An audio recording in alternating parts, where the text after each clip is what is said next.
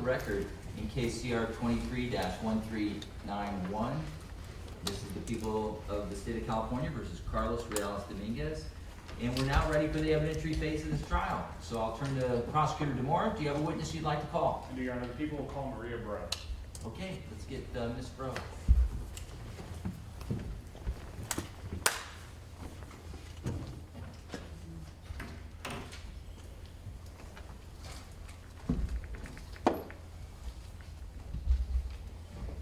Counsel, I'm going to ask her to stand pretty much where you're at. Just give her a second, and then I'll let you move in.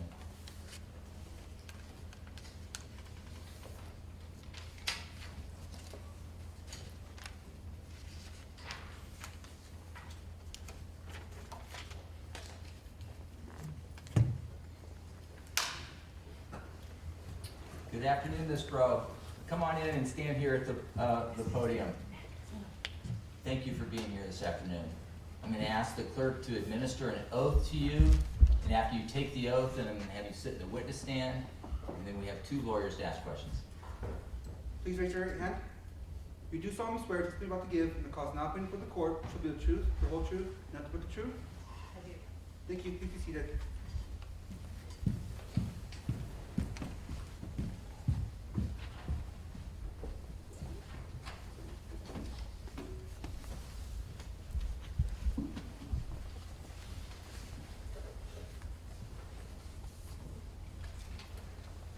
State your first and last name for record and spell them both.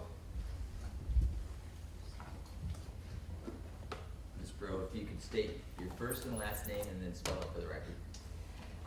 On my birth certificate, Anne Maria Breaux, A-N-N-E-M-A-R-I-A,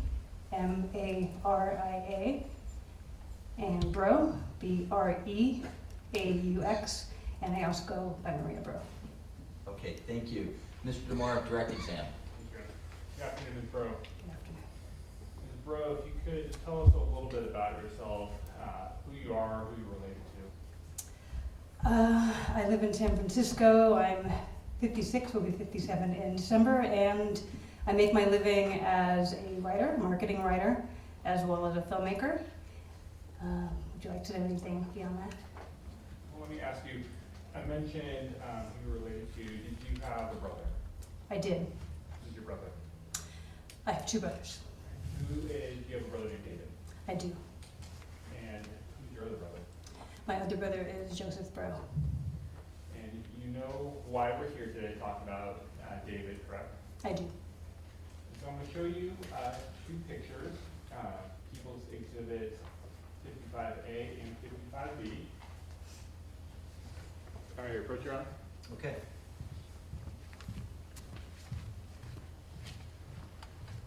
I'm showing you People's Exhibit 55 on the top, 55A, and then 55B on the side. Do you recognize those photographs? I do. And who's the individual in there? David Henry Breaux. And are those pictures that you're familiar with? I am.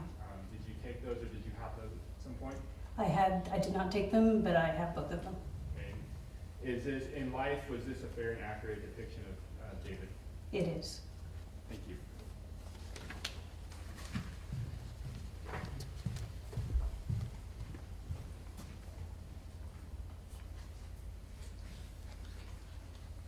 Ms. Breaux, could you tell us a little bit about David?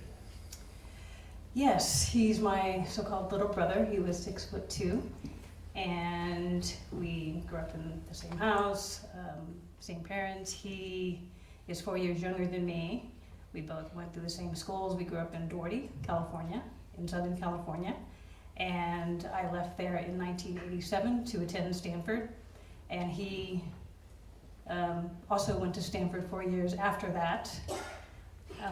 And went through, he studied urban studies with a focus on community development. And after that had odd jobs. He worked as a high school teacher.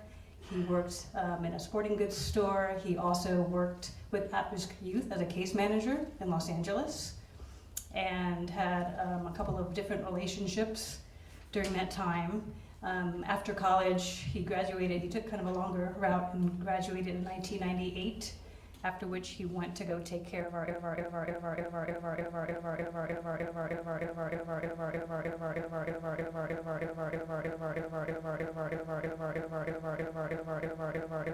with a volatile father and a mom who had schizophrenia. And after I left, David became her caretaker. I was her caretaker before that point. And so he went back home, took care of my father. Had moved out of the house by then, and he and I started the process of renovating our family home. Over the course of 2 years, my dad passed in 2004. He had signed the house over to us, and so David and I worked together to bring it to a livable state, and sold it in 2006. And then he moved to the Bay Area. I was working at Genentech at the time as a supervisor of technical writers, a technical writing team. And then he met someone who reported to me. I introduced them, and he had a very serious relationship with her, and then struggled with depression for a number of years while he was in high school. Also, when he came up to the Bay Area, and was suicidal for some time. But through a loving community and this relationship that he was in, but he was not able to overcome his depression, we recommended therapy for him, and he did go to therapy. Go ahead. Sure, I know this can be a long story. Oh, that's so. okay. About what time frame are we talking about right now where you talked about David graduated, Mm-hmm. I take that from Stanford? Yes, he graduated from Stanford in 1998. And then when did you and David sell the house? We sold that in 2006. And then the relationship that we're talking about right now, about what time frame are we in? Right now? That, I believe, started in 2005. If I'd have to check, but I believe it was in 2005. And you were talking about with help of the community, and I think I cut you off right there. So you were talking about with help of the community, what happened? So he broke up. Him and his girlfriend broke up. He moved to Oakland, and he was in a studio apartment, and he decided that he was going to pursue, according to him, he said he had exercised his body by working out, his mind by going to college, his heart by being in a relationship. So he wanted to exercise his spirit.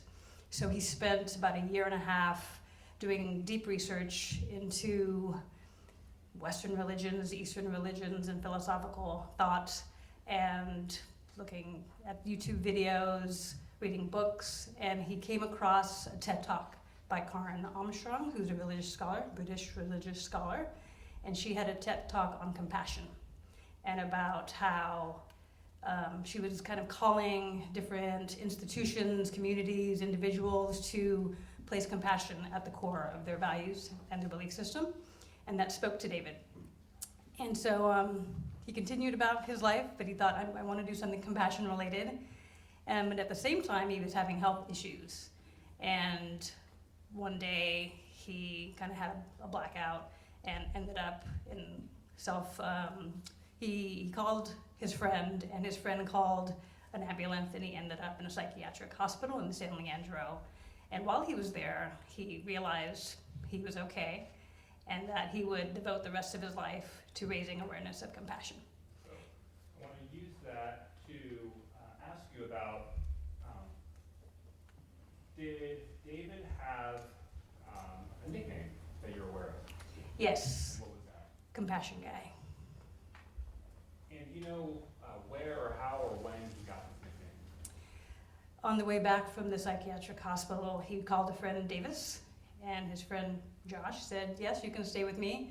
David had $50 left in his bank account, and he said, I need to do something. So he came to Davis, California, and with a note, his intent was he was going to start asking people, and he had started doing this work in Oakland, but he had a notebook and a pen, and he would ask people to write their definition of compassion.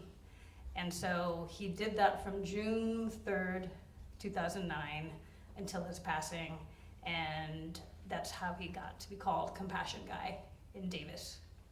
And So June 3rd of 2009, is that about the time frame that he came to Davis, California?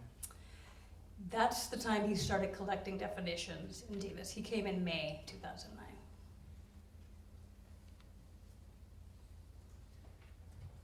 And did you have a chance to visit with him when he was in Davis? Did you ever get the opportunity to come up and see him do his work and interact with people? Yes. And can you tell us about that? Me and my family would come up. We always knew where to find him. He was at the corner of 3rd and C. And because sometimes my memory is a little spotty, I actually met people through email threads that I didn't really know who they were until later, and I met them in person. So people from the community, some people who are probably in this courtroom right now.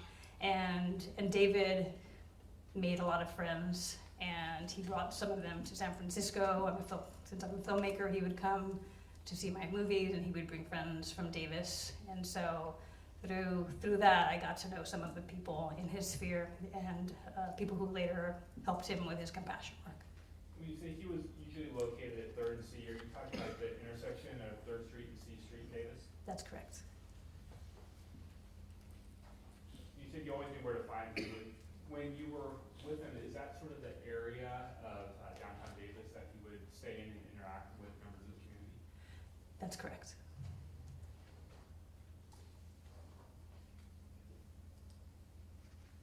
When was the last time that you got to see David? The last time I saw David, it was in July 2019.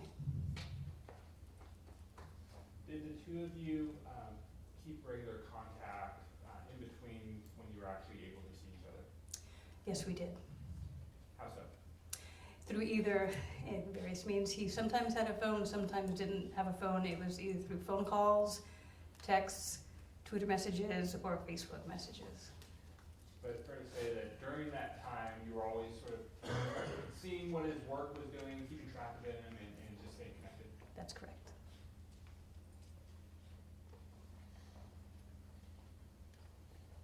You said that he came up and he messaged a friend when he came up to Davis to stay with that friend.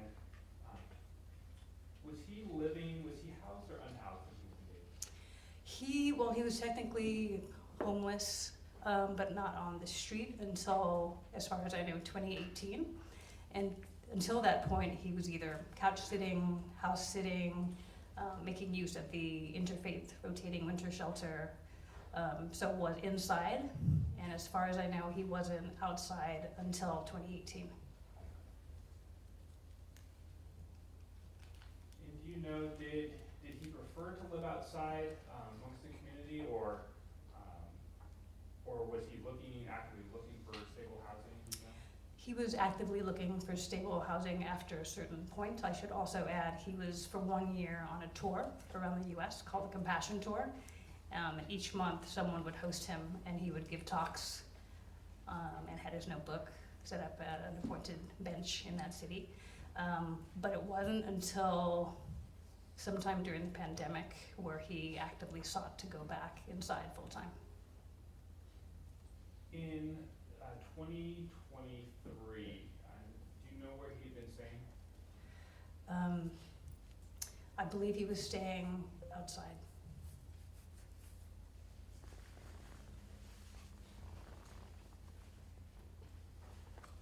When was the last time that you and David had the opportunity to either talk or text or Twitter, just communicate in general? On his birthday, February 26, 2023.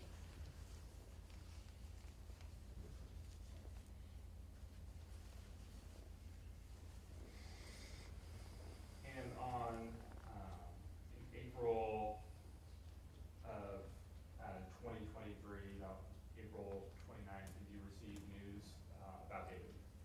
I received news about David on the evening of April 27th, 2023. And what was that news? Someone from the San Francisco Medical Examiner's Office came to my door and said that David had died. Since David's passing, have you had the opportunity to visit areas where David either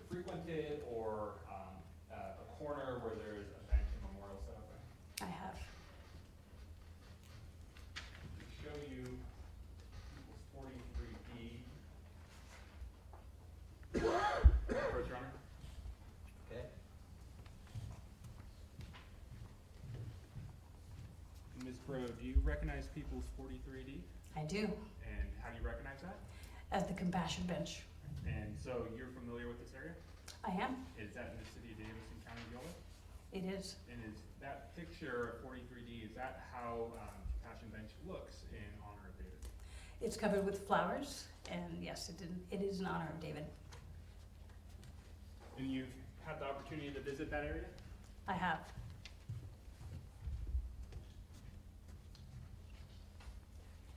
Would you say, is that a fair and accurate picture of David's bench? It is.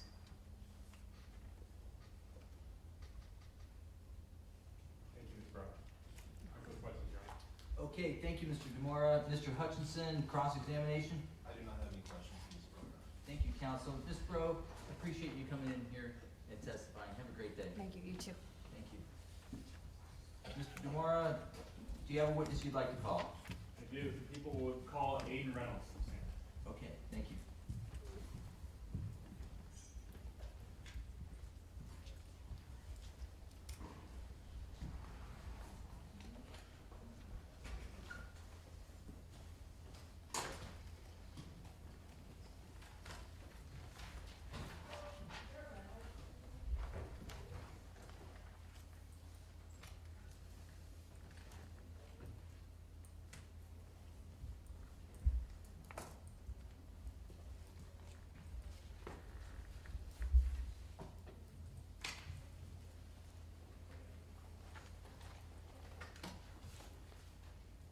Okay, good afternoon, Mr. Reynolds.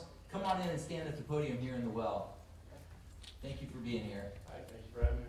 My name's Sam McAdam. I'm presiding over this trial. I'm going to ask the clerk to administer an oath, and after you take the oath, then I'm going to have you sit in the witness stand.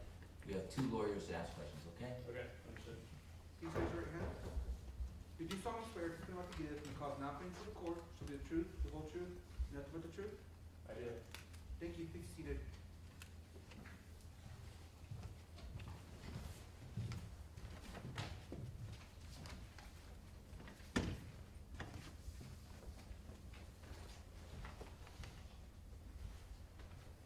Please your first and last name for the record and spell them both. My name is Aiden Reynolds, first name spelled A-I-D-A-N, last name spelled R-E-Y-N-O-L-D-S. Okay, thank you. You don't need to lean into the mic. We're picking you up well. Okay. Okay, perfect. So, Mr. Demora, direct examination. Thanks, Your Honor. Good afternoon, Mr. Reynolds. Good afternoon. Mr. Reynolds, I wanted to go back to April of 2023. Do you remember where you were on April 27, 2023? Yes, at around 11. Correct. My colleague Ian Halliburton and I were working on a research project involving monitoring bird nests around Davis and other urban areas. That particular morning, we were monitoring a bird near Central Park who was foraging in the northern portion of the park. We were following it southbound through the park when we passed by some benches. Out of my peripheral vision, I saw someone sitting in one of the benches, but it was only when we approached like that area about like 10 or 15 yards away where Ian noticed that he was in a really bad state. I remember he said, that man is dead. And I turned and looked more closely at the man sitting on the bench, and yeah, it was very clear he was in a very bad state, and that's when Ian... Well, let me stop you real quick. Let me break up a couple of things first. Absolutely. I want to go back to, you said that you and Ian Halliburton were working on a research project involving birds. What were you doing at the time? What was your job or your trade or field of study? Yeah, so the project is called Project Phoebe, and we kind of analyze the effects of urban environments on a specific songbird species called the black phoebe. What's the name of the bird? Black phoebe. Can you spell it? It's B-L-A-C-K P-H-O-E-B-E. Okay, that's for the court reporter. Thanks. Yeah, and it's a little black songbird. They build mud cup nests on the underside of roofs, so they're very common in urban ecosystems. And so we have a bunch of sites where we monitor those birds and their nests in multiple parks around Davis and Sacramento and Woodland. And yeah, on this particular morning, we went to a bird that we were monitoring near Central Park. I believe its nest was located northwest of Central Park across the intersection. And We- let me stop you right there. real Yeah. quick. When you say Central Park, you're talking about the city of Davis. Yes. And Yes. when you say across the intersection, what intersection are you referring to? I believe it's I'm not actually sure. I'm not I've lived in Davis for 4 years and I still can't remember the streets, but yeah, it was. Can I pull up my phone to? That's all right. How about this? We're good. I will show you what's been marked as People's Exhibit 2B. Am I approach John? Okay, do you say 2B as in boy? 2 is in boy. Okay, thank you. Mr. Reynolds, I'm showing you People's Exhibit 2B. Are you able to recognize what that is? Yes. And what is that? That is Central Park. I could see the bench where we found David. And you're familiar with this photograph or this overview of Central Park? Yes, I am. Okay, so before we get into too many of the details about this, I'm gonna ask you some questions in a little bit. Okay. But the intersection you're referring to, do you see it on here? Yes, it's right here. Okay, and you're pointing to the bottom left corner of this exhibit. Mm-hmm. I'm sorry, that's not an important corner. Yes. Yes, Yes. it Great, thank you. Now, if I can, see if I can get this published with permission from the court. Okay.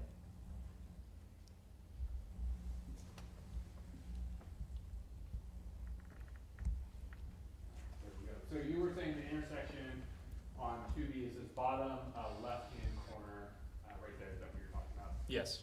Okay, so when you and Mr. Halliburton were tracking this bird, you mentioned that you got about, and I wanted to say this correctly, about 15 yards away from the benches? Mm-hmm. Yes. Yes. Sorry. Alright, so if you're able to, with one of the landmarks in this photograph, identify where you and Mr. Halliburton were about the time you first saw Mr. Breaux. Here, you want to point it out? Sure. You push the button, there's a laser on it. So we walked across this crosswalk, and we're walking around this trajectory, where around here is where we noticed that there was something wrong, and yeah, and that's when we took a closer look at the body, and that's when Ian decided to call in a wellness check. But it was So, for the record, you took the laser pointer, went from kind of the middle of the grassy area up to the right of the exhibit. yes, And you stopped where it looks like there's people to the right side of that white square, which is the tent. yes, So you mentioned that Ian had said that that person looks dead. yes. Did you look in that direction at where David was sitting on the bench? Not before Ian had mentioned that. In my peripheral vision, I did see someone sitting on the bench, but I wasn't looking directly over there. I was focused on the bird that was flying towards the carousel. And that carousel is off to the upper right of. Yes. So when Ian said that, when you heard him say that, what did you do? I turned to my left and looked closer at what Ian had pointed out. it was from there where we both concluded that the man was probably deceased and that we should call a wellness check to confirm that. When did you believe he appeared deceased? There was a visible pool of blood directly beneath him, below the bench, and there were a lot of flies buzzing around him. Did you get closer to him than the 15 yards when you first saw him? Yes, we got about maybe 5 yards away.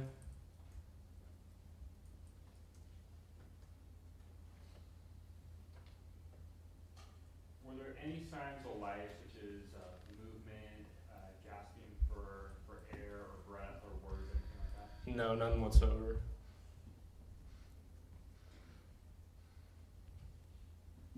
Did you or Ian ever come into contact with the body? Did you touch it or move it? No.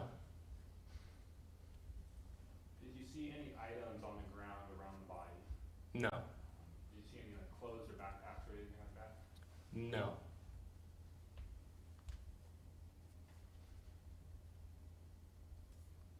Prior to, and I'm gonna step back for a second.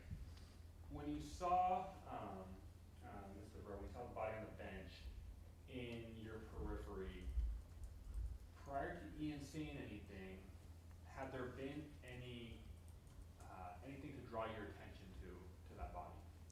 No, I would say not. Nothing that stood out that drew my attention to the bench, besides the fact that there appeared to be a man sitting on the bench.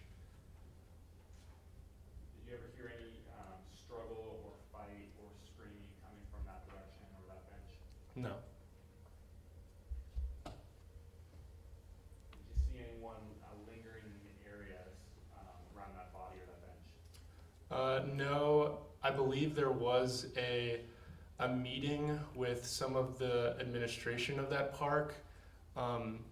I think in this general area, and there was a man who was approaching us and asked if we were gonna call it in once we told him that the man was dead and that we wanted to call in a wellness check. But that was the only activity in that area besides some families in this playground over here. Alright, so the first place you had pointed to where there's that meeting was off to the right of the exhibit. Where Yes. it looks like there's concrete and some benches. And then the playground area, for the record, you indicated was at the upper portion of the exhibit, just along that tree line. Yes.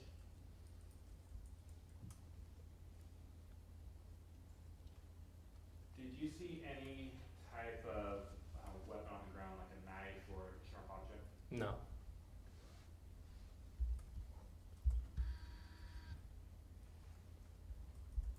And how long did you and Mr. Halliburton stay in that area? I'd say we waited about 10 minutes for the police, and we waited in the general area for probably another 45 minutes. And just to step back for 1 second, when we started our questioning, you said at 11, and we talked about morning, which is, to be clear, we're talking about 11 a.m. on April 27th. Yes. Thank you, sir. No further questions? Thank you. Thank you, Mr. Demora. Mr. Hutchinson, any cross? No, Your Honor. Okay, thank you, counsel. Mr. Reynolds, thank you for making time for me today. Have a great day. Thank you, you as well.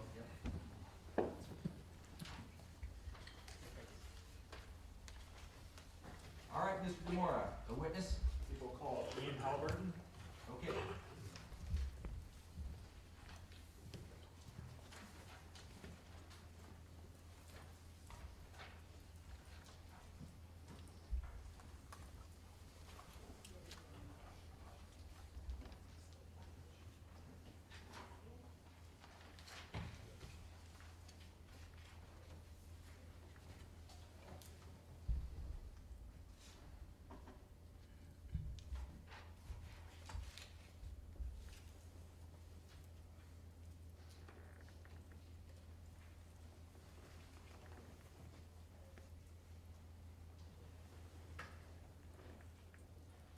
Good afternoon, Mr. Halburn. Come on in, stand here at the podium before me.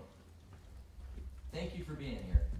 I'm gonna have the clerk administer an oath, then I'll have you take the witness stand, 2 lawyers to ask questions, okay? Please raise your right hand. You do solemnly swear this you're about to give and the cause now pending for the court shall be the truth, the whole truth, and nothing but the truth? I do. Thank you. Please be seated.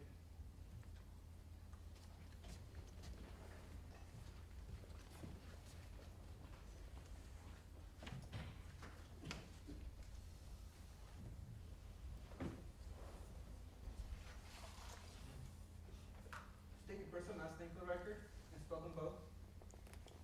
Ian, I-A-N, last name Halliburton, H-A-L-I-B-U-R-T-O-N. Okay, thank you. You won't need to lean in, I don't think. Yeah, just relax. Thank you. Mr. Demora, direct exam. Thank you, Your Honor. Good afternoon, Mr. Halliburton. Mr. Halliburton, what do you do for a living? I'm currently an ornithologist at the San Diego Natural History Museum. And could you tell us what an ornithologist is? Yes, I am a field biologist, an ecologist, specifically working with birds. In April of 2023, did you have the same position or were you doing something different? In April of 2023, I was a graduate student at UC Davis. What were you studying? I was studying animal behavior. And when did you graduate? I graduated in June of 2024.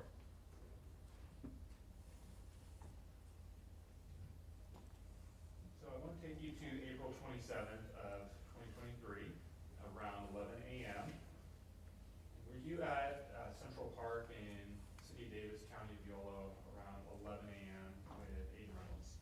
Yes. Who was Mr. Reynolds to you at the time? Were colleagues, friends? Was he your researcher? Yeah, so Aiden is an undergraduate at UC Davis still and was at the time, and he was an undergraduate technician on the project that I was working on. You just spoke a little bit about that, but the two of you were tracking a specific type of bird. That's correct. Did your project take you into Central Park? Yes, Central Park is one of our study sites. Just after 11 a.m. That day, was your attention drawn to something? Yes, we were following this particular bird that he likely mentioned across the road there at B Street into Central Park. It took us through that like northern part of the park towards the carousel, and as I passed by a bench on that northern side of the park, I noticed someone who wasn't moving, and then stayed there, continuing to observe this person. How long did you observe this person? It only took maybe about 5 or 10 minutes, probably even less, before I realized that something was wrong. Given that the person wasn't moving, that was what first drew my attention. And then I started noticing other concerning things that convinced me to call the police, such as blood. When you say such as blood, what did you observe about blood? The first thing that I noticed was blood, what I presume was blood based on the color, underneath the bench.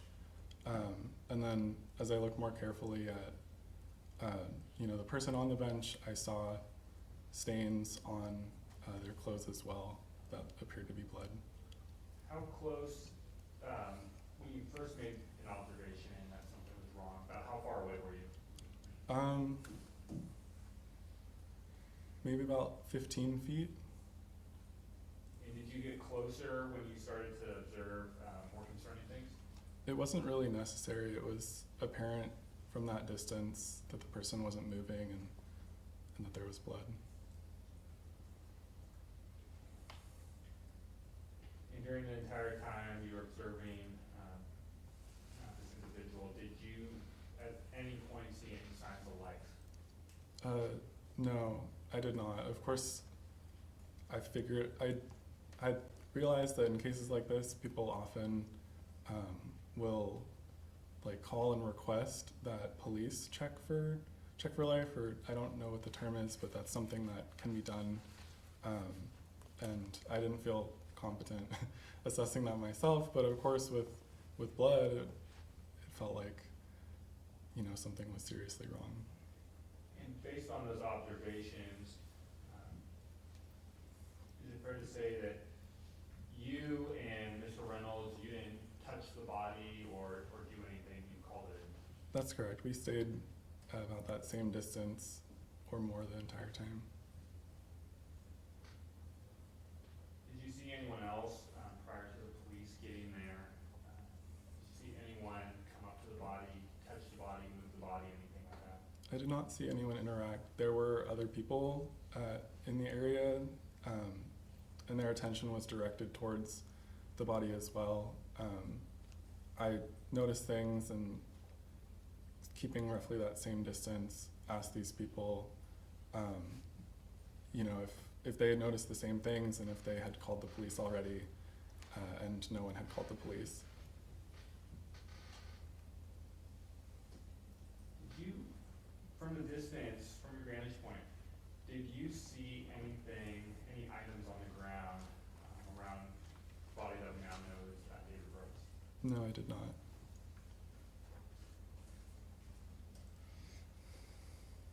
Did you see any knives or sharp objects? No, I only remember seeing the body, and below the bench all I remember was blood.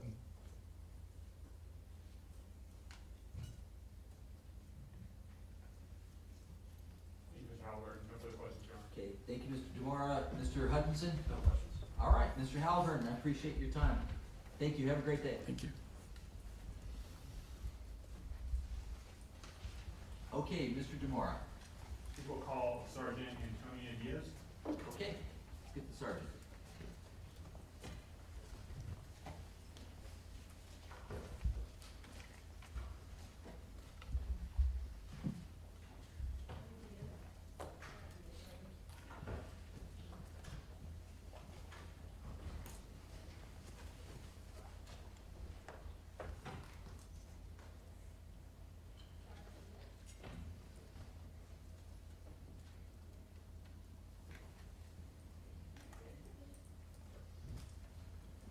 Okay, Sergeant Diaz, good afternoon. Good afternoon, Mayor. Come on into the podium right here, ma'am. Yeah, let me stop you there. Thank you. Every courtroom does it differently. And I'm gonna have the clerk administer the oath to you, there, and then take the witness stand for the questioning. Please raise your hand. You do solemnly swear just what you're about to give and the cause not pending before the court shall be the truth, the whole truth, and nothing but the truth? I do. Thank you. Please be seated.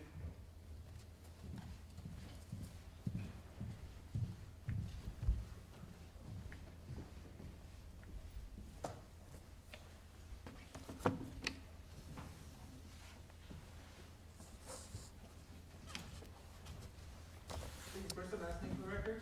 Spell them both. First name is Antonia, last name is Diaz. Antonia is Antonia. Diaz is Dias. Okay, thank you. Mr. Demora, direct exam. Thank you, Your Honor. Good afternoon, Sergeant Diaz. Good afternoon. Sergeant Diaz, where are you employed? With the City of Davis Police Department. And are you a peace officer? I am How long have you been a peace officer? about 13 and a half years, How long have you been a sergeant? about 3 years. And what are your duties and responsibilities as a sergeant? Well, currently I'm the community-oriented policing sergeant, so it's a lot of community outreach, working with the in-house community, problem solving as problems arise in the city. In April of 2023, what was your role as a sergeant at that time? I was a patrol sergeant. And when you say patrol sergeant, is that where you supervise patrol officers and call to call and respond to services? Yes, typically it's the watch command for the city, which includes reviewing all the calls for service, reviewing reports, supervising the officers. And did you have a collateral duty as part of being a peace officer with the Davis Police Department? I had several. How about as a member of the evidence response team? At that time, I was transitioning out of that role, but I was still acting as a consultant to the team. Were you acting as a consultant because you had been in that assignment or that collateral duty for a period of time? I was, yes. About how long? At that point, probably about 8 years. So I want to go to April 27th of 2023. Were you working during the daytime hours on that day? I was. Around 11:22 a.m., did you receive a call that required police response? We did, yeah. A call came in for a person at the park who appeared to be deceased. And when you say the park, what park are you referring to? Central Park, Is that in the city of Davis, County of Yolo? it is. Did you respond to that scene? I did, Were you the first peace officer to arrive there? yes. Were there other personnel or other individuals, first responders that were there? Yes, EMS was there, so fire and AMR ambulance personnel. And on that date, did you have your body-worn camera with you? I did, And was it functioning? yes, And did it capture any events of when you first responded to Central Park? it did.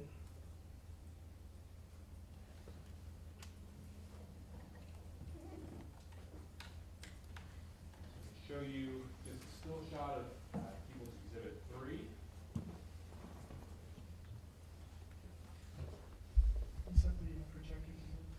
Normally you'd show the witness here. Are we stipulating, Mr. Hutchinson? Sure. Okay, thank you.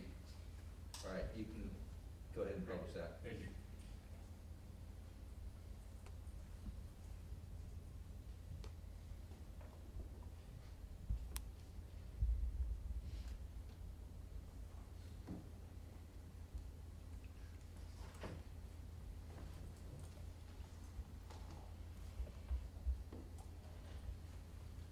Sergeant Diaz, looking at the screen on Exhibit 3, do you recognize that still shot? It appears to be from my body-worn camera. And have you reviewed your body-worn camera related to the case that we're here in court today? Yes, And from the still shot, are you familiar with the contents of your body-worn camera? yes, And does this fairly accurately depict your first arrival on scene to Central Park on April 27, 2023, just after 11 a.m.? it does. Permission to play the video, Gary? Is there audio and do we have a transcript? Oh, I do have a transcript and there is audio, yes. Okay.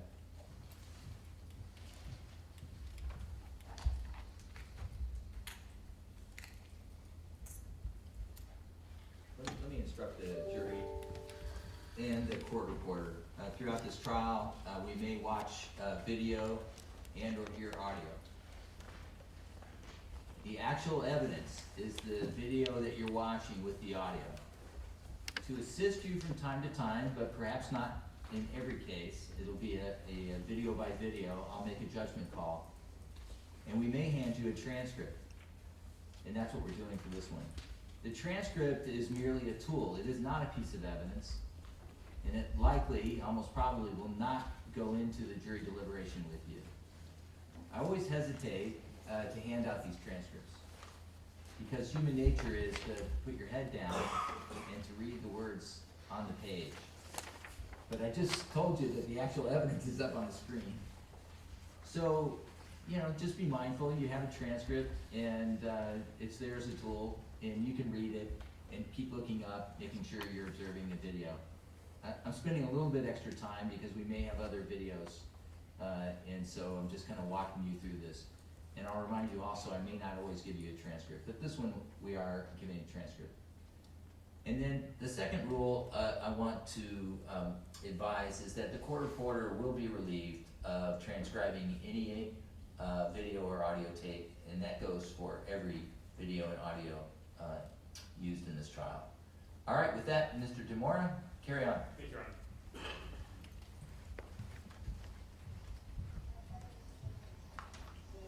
Hi. Looks like he might have been stabbed multiple times, been dead for a while, so I figured sit in, medically called him. Okay, can, whoever called it, can you guys hang out for a minute, so I got people coming that can, Straight right here. since it's now a So homicide, you got a knife sheath there, you got multiple puncture wounds that look like they're from a knife. On the Okay. other side of the body and then a big cover of blood on the inside. So, do you want us to cover it or just leave it? Or hang on just a sec, there's a lot of air traffic going on right now. Do you have like a blanket? Yeah, I did right there. Is it like fresh out of a package? Yes. Is that what okay, Yes. perfect. And when you, I can help you do it, we wanna do it with like fresh gloves because of any potential DNA. I have a Perfect. question. You have a question? Yeah, Santa, can you notify, Bestich, and we're gonna need the screens that Karim mentioned, and, we have to figure out a way to secure this area. Alright, yeah, so AMR, and then let me get like, people that run your rig, you get that info, and then once you guys clear to go to the next call. First. Oh, you guys are first, okay. Alright, be right back, let me get some paper, some tape.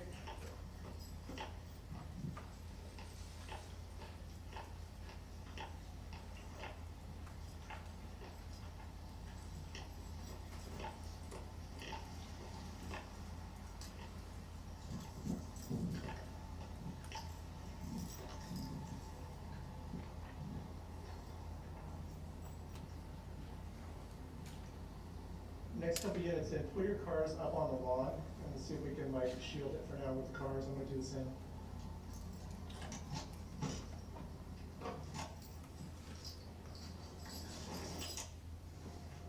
And 40 if you have currency too.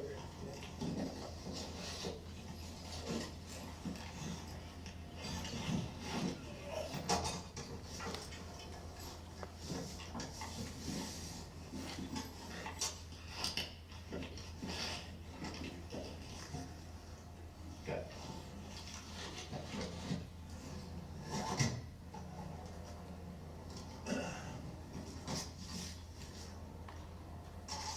And Timber, can you reach Munoz?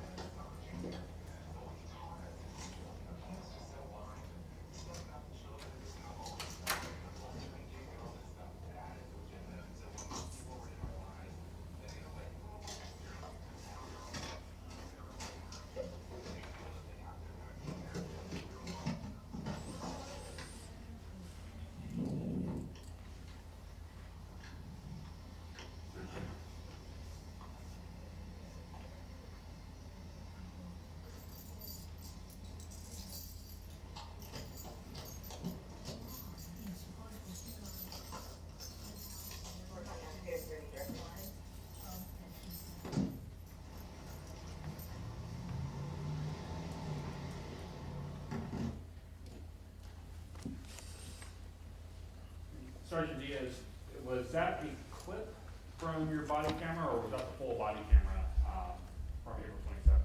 It was a clip. And was that a fair and accurate depiction of part of the events that captured on your body camera? Yes. Now, I want to talk about a couple things that were discussed in that clip. It looked like an individual with EMS was asking about a blanket. Can you tell us about, you said you get a fresh one? I think I got the first step on that. Why do you get a fresh blanket? Well, I mean, DNA is trace evidence. It's very small, and so if a blanket had been used prior, or laid out in any surface that could pick up other DNA and then cross-contaminate the scene with that DNA. And was that similar to why you were talking about fresh gloves? Yes. I guess I should probably ask this question, said if, when you have, and this appear to be a crime scene, It did. when you have a crime scene, is it your desire to protect the integrity of that crime scene and make sure that the evidence is preserved? Yes. As you were walking, prior to moving your patrol car up onto the grass, I want to talk about that bench, where we now know it was Mr. David Breaux on that bench. Is there any sidewalk or footpath that leads directly to that bench? Not an established one or an official one. Yeah. When you say not an established one or official one, what do you mean? Next to the green fence, from what I recall, there was an absence of grass. I'm going off of a 2-year-old recollection of like a little section of dirt around it, but it wasn't like an established path. It was like a worn footpath. Worn because people walk on it? Correct. Say you're going from your own recollection, is that because that area is now under construction? I haven't it is under construction, yes, but I hadn't visited it after this event. And I'm going to show you peoples 2A and 2B.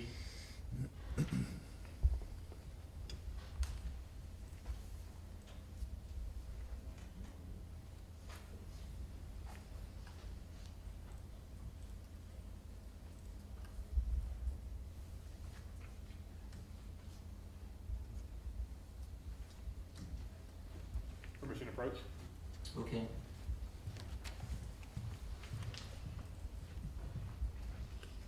Showing you 2A first and then 2B underneath. Now, Sergeant, the areas in 2A and 2B, do you recognize those as being the scene we just saw from your body-worn camera? Yes, You're familiar with those areas? I am. And do those pictures capture the area on April 27, 2023, as you recall? They do. Is that a very accurate depiction of what you saw or what is captured on that date? Yes. So in 2A and 2B, is that bench that Mr. Breaux is located on, is that up against or back up to a wrought iron fence? It does.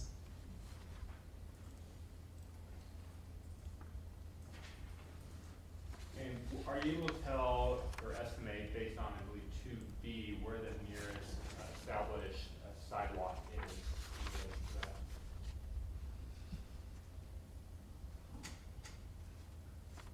It would just be a guess. Object, foundation, or Sustain. About how long would it take you? How long did it take you to walk from the bench to the sidewalk where your car is? Maybe 20, 30 seconds. Based on your walking, are you able to estimate about 100 feet, 150 feet, 200 feet? Maybe 100 feet. Now, on, just get some orientation here, thank you.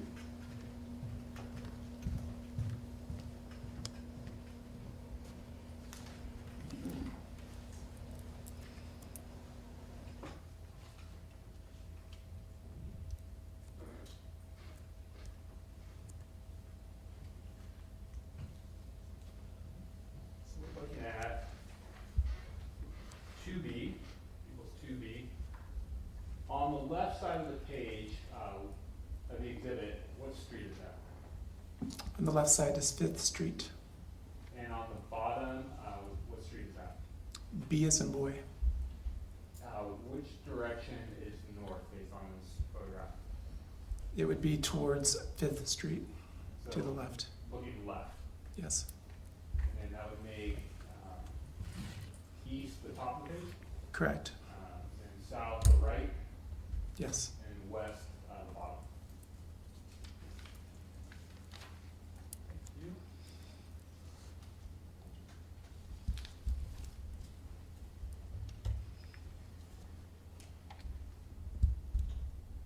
Have you gone to or been to Central Park at night?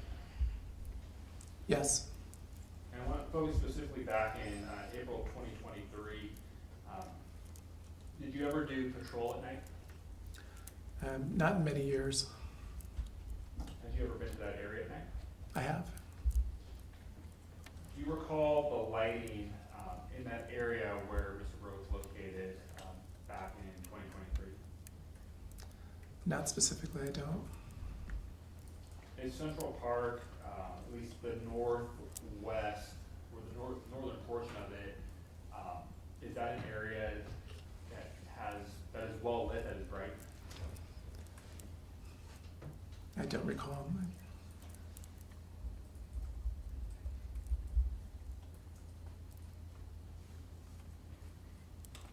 When you first arrived on scene, did you see any weapons on the ground, like a knife or anything bladed? I did not.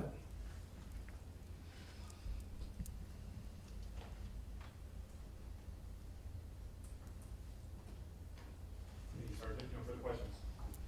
Okay, thank you, Mr. Demara. Mr. Hutchison, any questions? No questions. Okay, Sergeant Diaz, thank you for your testimony. Thank you. Have a great day. Okay, Mr. Demara, do you have a witness you'd like to call? Do. Sergeant Lewis Cameron? Okay, let's get Sergeant Cameron off the record. Feel free, I'm gonna stand up and stretch, folks. Feel free to join me.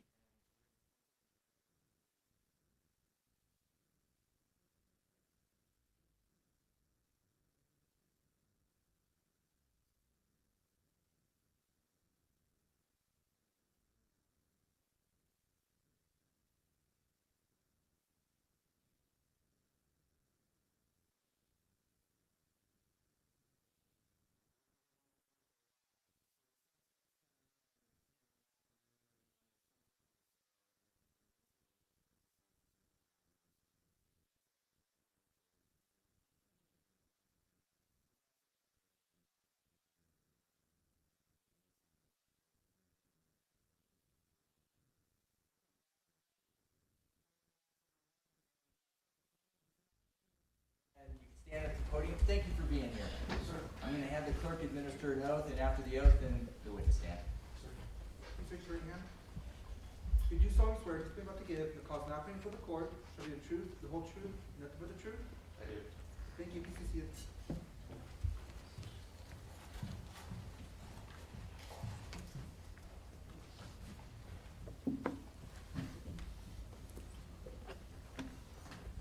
State your first and last name for the record, and spell them both. Lewis Cameron, Louis Cameron. Okay, thank you.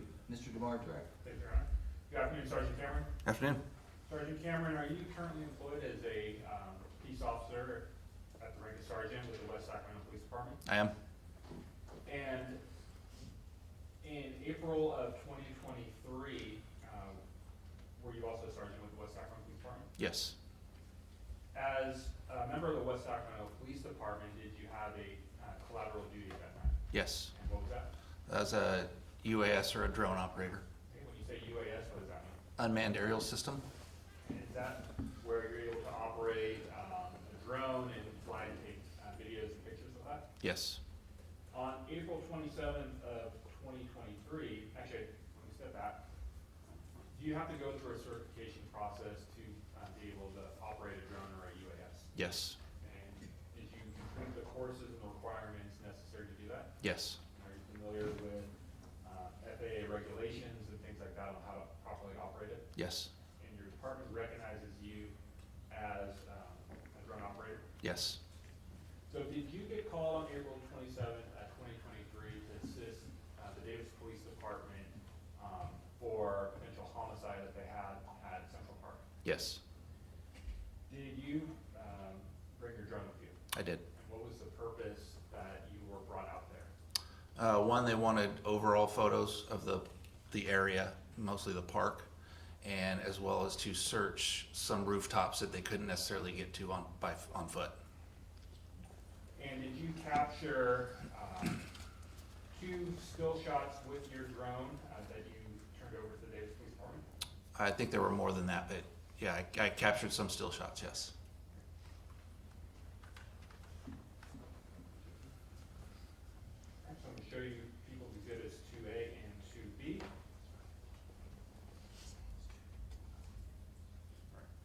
So showing you people's exhibit 2, then we'll show you 2A and 2B. Alright, so Sergeant Cameron, do you recognize 2A? Yes, And how do you recognize this? that is a photo that I took that day of the crime scene. And is this a fair, and do you recognize 2B? Yes, And how do you recognize it?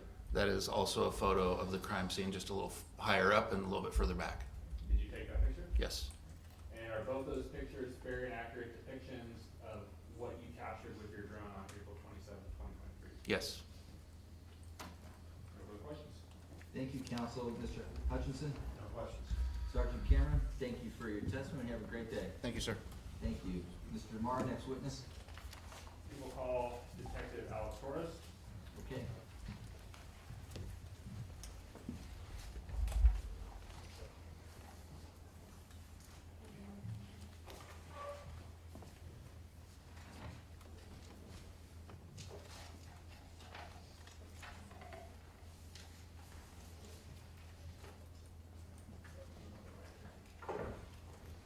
Good afternoon, Detective. Good afternoon. Come on in, stand at the podium right here, take the oath, and then the witness stand. You do solemnly swear to explain what you give, and the cause not before the court, shall be the truth, the whole truth, and nothing but the truth? I do. Thank you. Please be seated.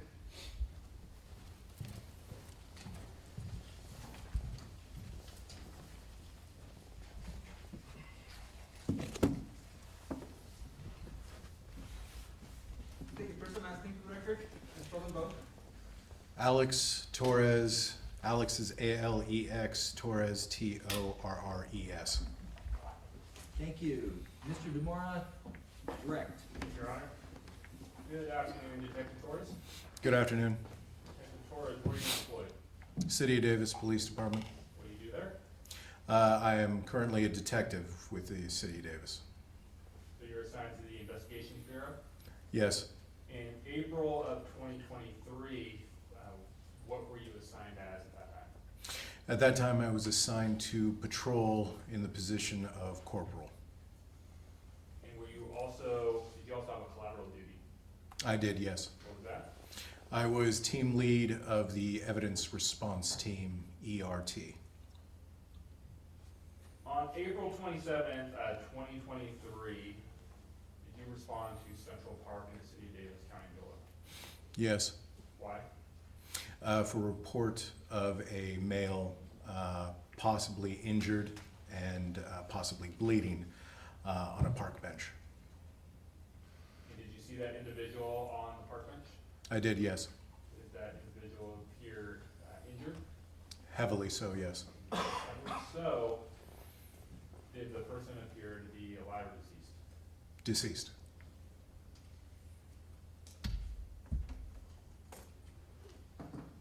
When you got on scene and you saw this individual, you said heavily injured. Why did you say that? The exterior of his clothing had notable puncture marks on the upper torso area of his body. There was a saturation around those puncture marks that was red in color. It appeared to be blood. All right, so let me step back for a second. When you got on scene, how was this, that we now know is David Breaux, how was Mr. Breaux positioned on this bench? David Breaux was in a seated position with his back up against the back brace of the green park bench. His head was tilted back over the back curve of the bench. His mouth was open. His arms were down at his side.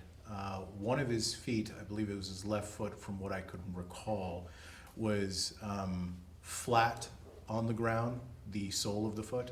However, I believe it was the right foot was canted slightly so that the right side of the shoe was on the ground while the sole was pointed to the left. Was there anything on the bench, on the actual bench next to him, or actually, let me rephrase. Was there anything on the bench next to him? Yes. What was that? There was a backpack filled with items, and also underneath David was a cloth item, looked like a shirt. Could you tell how many, let me rephrase, what was he wearing? He was wearing, on his legs, he had blue-colored sweats. His feet, he was wearing black socks that were extended up over the cuffs of the sweats, and shoes that were closed-toed. On his upper body, he had approximately 5 layers of clothing, and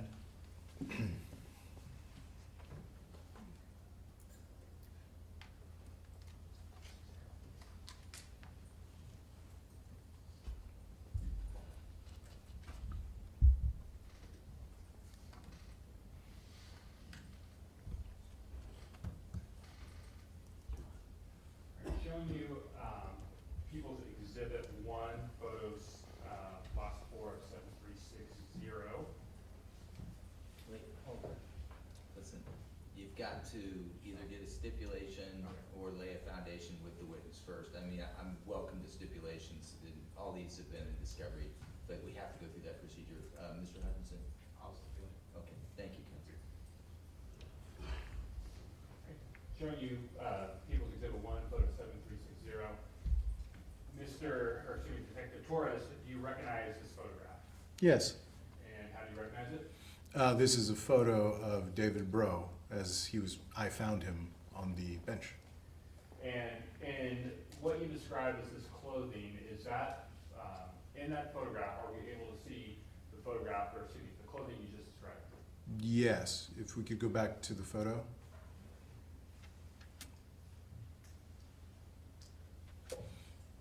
Yes. Now, where are, and if you could explain this, are his arms, or his sweatshirt arms, the sleeves to it, are his arms in that sweatshirt or outside of that sweatshirt? Outside of it.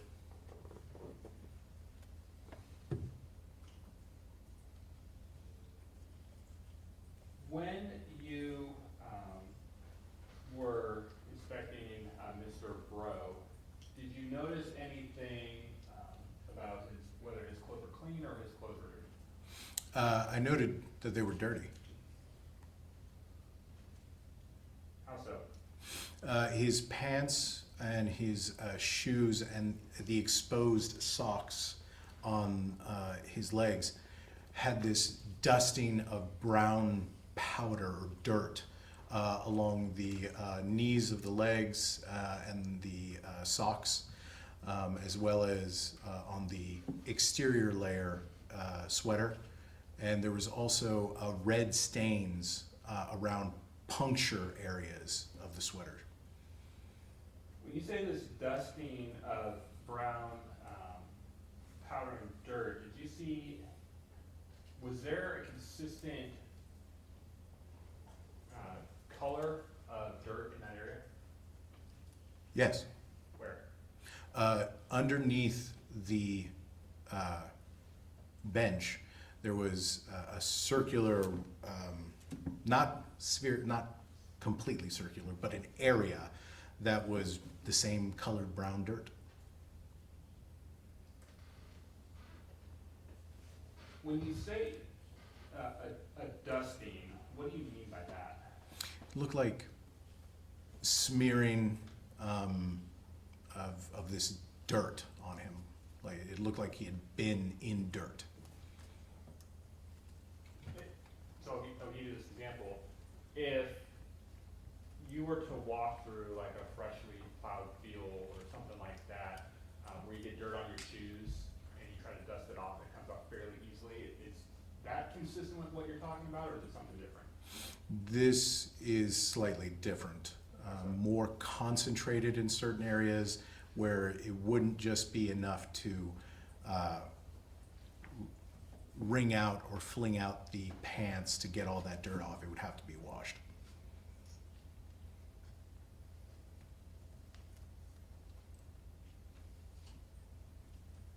Now,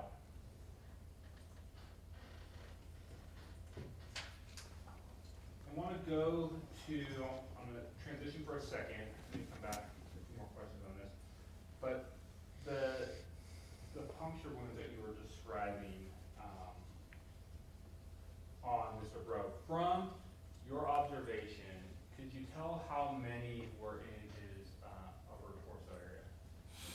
From my recollection, I do not recall an exact amount, but it was close to a dozen. And where were they concentrated, anywhere? They were, I would say there were, from what I saw, there were several on a right sleeve, two on a right sleeve area near the forearm. There were several on the back lower portion of his body and left side arm, from what I can recall. And that was just from your initial observations on being on scene? Yes. Counsel, are we done with this exhibit? Yes. Okay, if you can you remove it? Yes.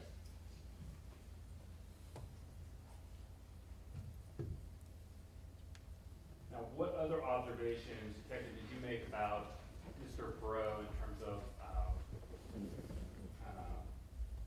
what items he had with him or what he was wearing? I noted that his upper torso was, he was wearing about 5 layers of clothing. The exterior being a black hooded sweater. Underneath that was, I believe, a knitted sweater, followed by a Gap brand sweater, then a zip-up brown sweater, and then a long-sleeve black shirt was the base layer.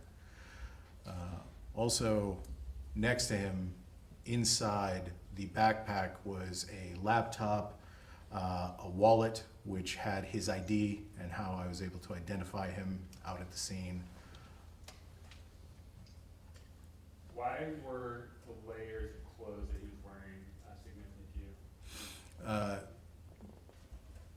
Because the penetration of how far an object would have to go, given the layers of clothing that a person's wearing. Also consideration as to, during something that had occurred, what happened with those clothing items or how they were involved were considerations. When talking about the layers of clothes and how far something would have to penetrate to make those puncture wounds that you described, did that lead you to believe that, well, what did that lead you to believe? Given the layers, the amount of punctures, and the fact that that would prevent blood from seeping out too much, catch most of any blood seeping out of a wound. The saturation that was coming out meant to me that there was significant blood loss that occurred, as well as significant injuries that likely was the result of this person's death, or resulted in this person's death.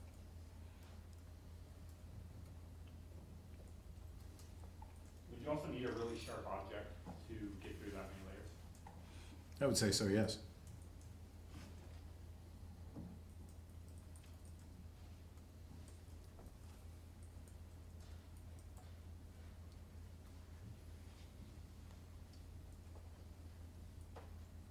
You mentioned a backpack that had electronics in it.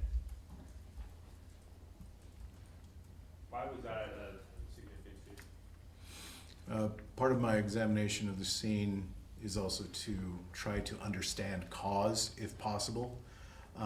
Given that the items of value left behind at the scene, it caused me to not believe robbery was an intended purpose.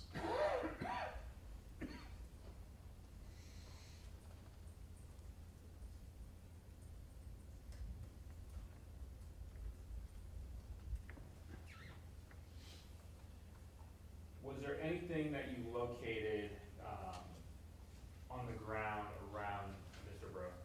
Yes. What was that? There were two noticeable objects on the ground near that bench within about 5 to 6 feet of it. And what were those? One was a large blanket, and the other one was a sheath, leather sheath, boot knife style leather sheath for a knife. Start with the blanket. Why was that of significance to you? To determine if it was involved in some way for any staining that may have occurred, any punctures that were visible on it.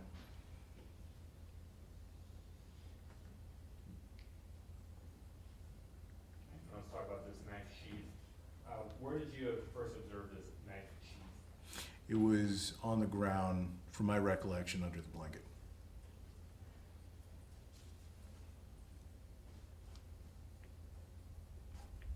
How far away from Mr. Breaux was it?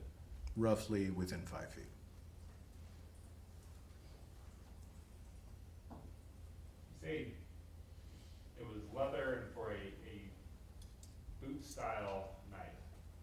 What do you mean by that? I own several boot knives. The back of the sheath had a little clip that was meant to either go on a belt, or if held inside a boot, an actual cowboy boot, it can hang off the edges of the boot. Plus the leather itself had a little clasp on top, so to keep a knife sheathed as a person moves around. And yeah, it was also the leather itself wasn't, it didn't have apparent wear, over-aging, looked new.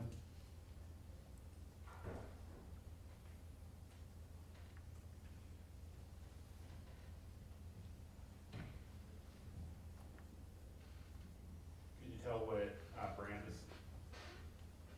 what brand knife would go into this sheath? The sheath itself was a Smith & Wesson brand knife sheath, and which made me believe that it was in fact a Smith & Wesson knife that goes to the sheath. Did you find a knife on scene? No.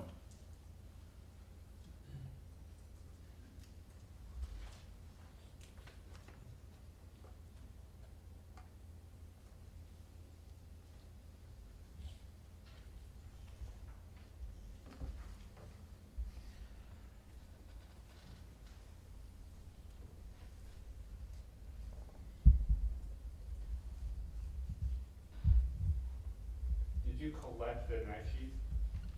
Yes. Did you book it as evidence? Yes. Was that, do you recall what item number that was? If I could look at my notes to refresh my recollection. If that will, with his honor's permission. Okay.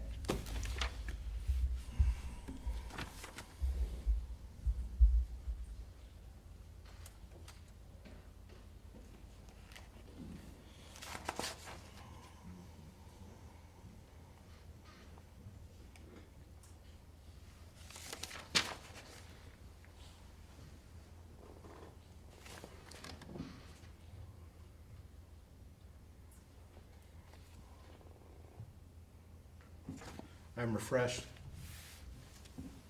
Okay, what did you book it under? Item number 21. And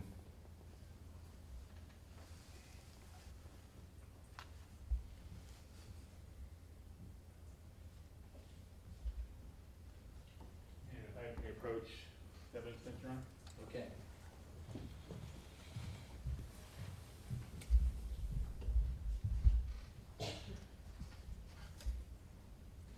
What number exhibit are you looking for? Number 9. Number 9, okay.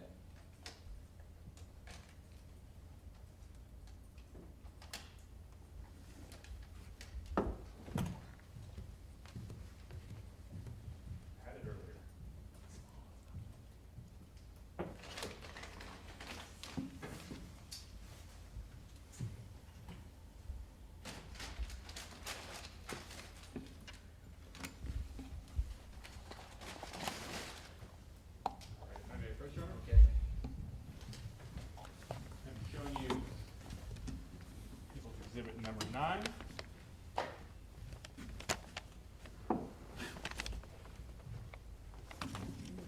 Gloves. Now, Commissioner Flores, you wouldn't mind, can you open up People's 9?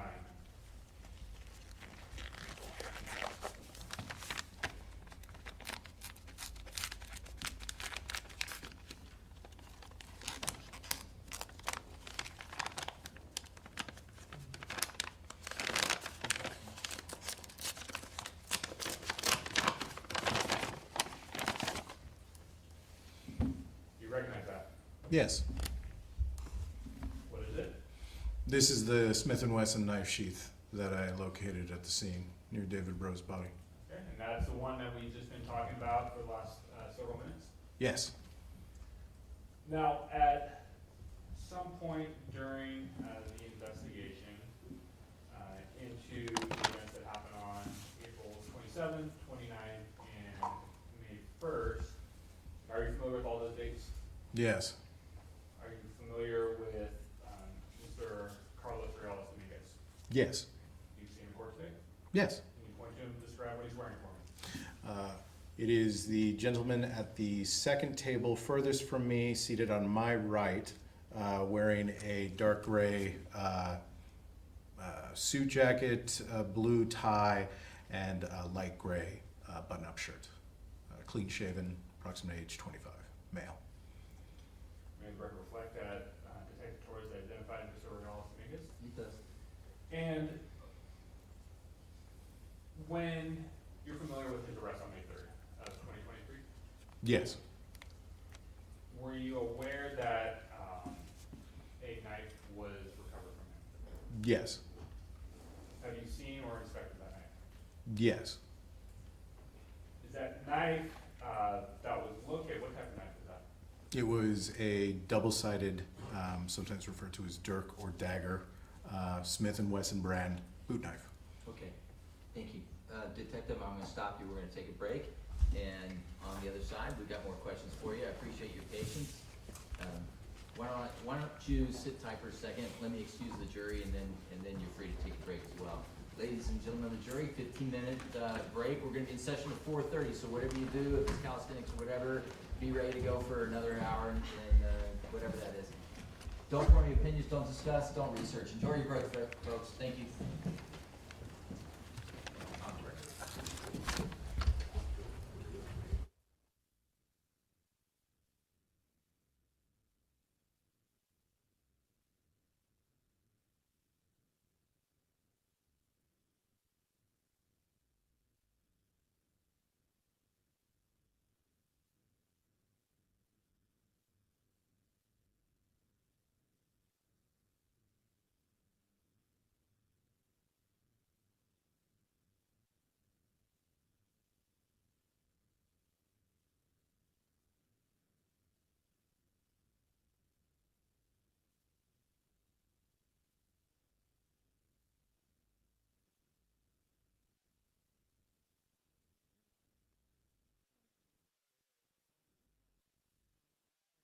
The presence of the jury, Mr. Vanderhook, did you have an issue for the court?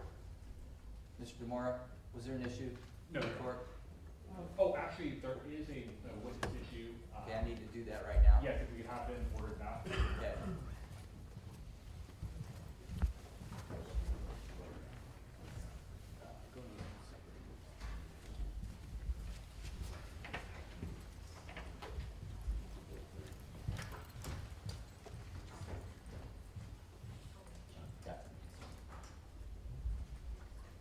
Is this the witness here? Yes. Yes. Okay, sir, come on in.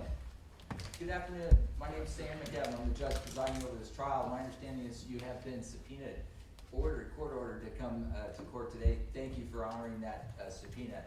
It sounds like we're going to need you on a different day, so I want to issue a new order that you return on a certain date and time, same location, Department 14. Mr. Vanderhook, when is that? Wednesday, May 7th at 9 a.m. Wednesday, May 7th at 9 a.m. Sir, can you state your name for me? Alberto Osorio. Okay, great. Do you understand the order of the court? Yes, sir. And you're gonna be here? Yes, Your Honor. Okay, it's good to see you today. Thank All you. right, I'll see you then. Thank you. Thank you. Okay, is there any other business we need to take care of? Regarding Mr. Osorio, the court previously issued a material witness warrant, may that warrant be recalled? Sure, it wasn't dealt with? No, so, That's a different witness? different witness, he was contacted today and came voluntarily without the warrant needing to be served. Warrant's recalled. Yeah, the order was vacated for the warrant. Thank you. Thank you. Anything else before we break? All right, let me just add one other thing. Mr. Demora, Mr. Hudson. We heard opening statements, set forth the disputes of fact. If you can stipulate to the admission of exhibits and certain facts, I think we can really speed this up. So anyway, I know you want to present your case, but a lot of this is not disputed, and I think we can move through some of these facts a lot quicker. So anyway, it's first day of trial. Try to meet and confer on that, okay? Will do. Thank you. Thank you. Off the record.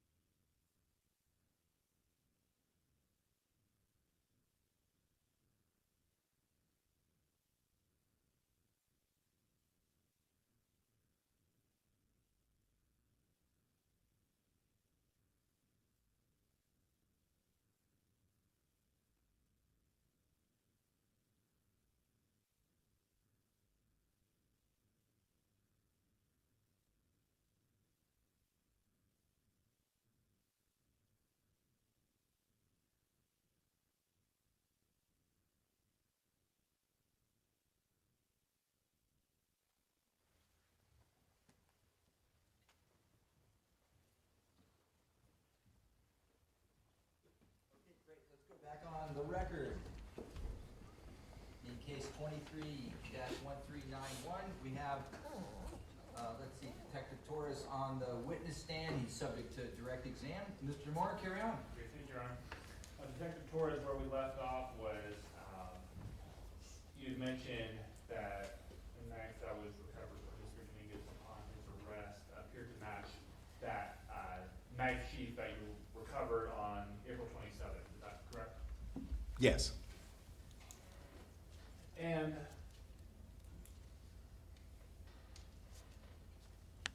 so going back to the items you collected, or you observed on April 27th, 2023, I want to go through a few more of those items, and then I want to go back to a couple of photographs from People's Exhibit 1. So if I may. Just a second. We learned something about our friends in the jury when that happened. Very, very nice tune. It's off. Everyone's got it off. Thanks. No worries. If I may approach, Your Honor. Okay.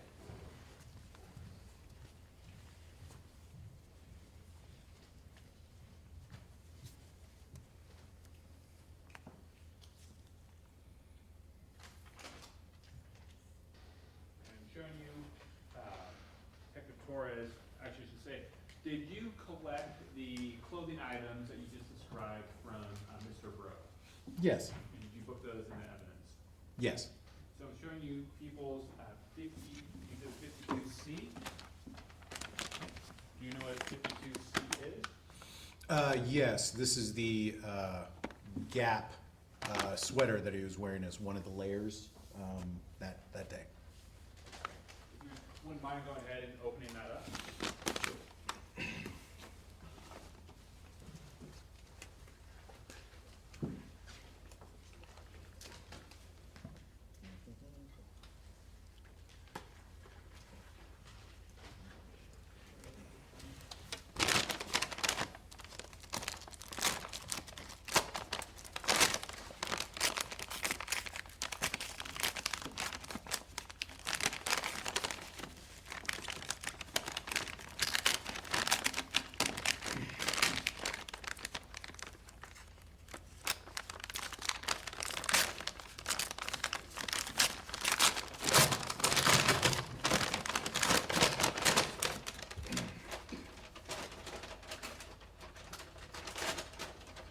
Got it open. Want me to take it up? Could you, and with permission from His Honor, you could hang that on PVC pipe? Sure. Yep.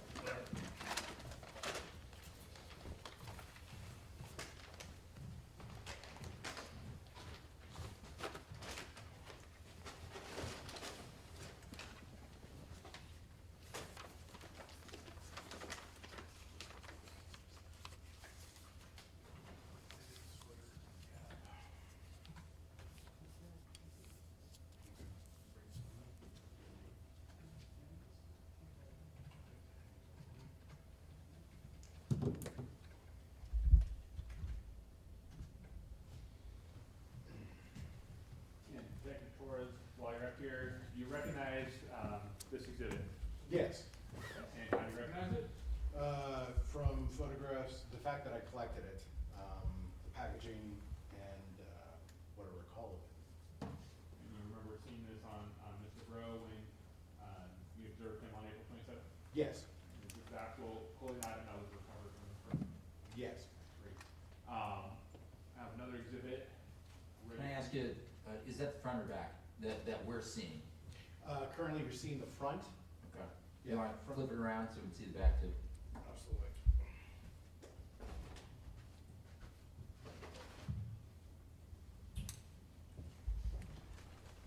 And now we're looking at the back. Detective Torres, from what you're able to see, are there any cuts or incisions in this piece of evidence? Yes. All right, can you point to some of those for us? Yes. From the base upward, you have a cut here, 2 here, 3, 4, 5, 6, 7, 8, 9, 10, 11 here, 12 on the right sleeve, 12, 13, 14,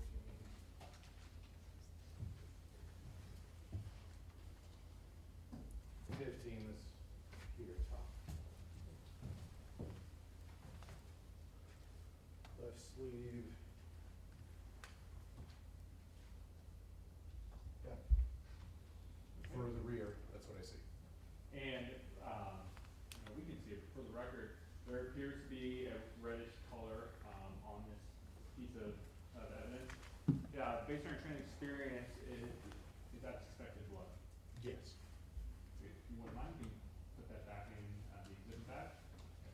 We'll go on to our next piece of evidence, which is going to be People's Exhibit 52F.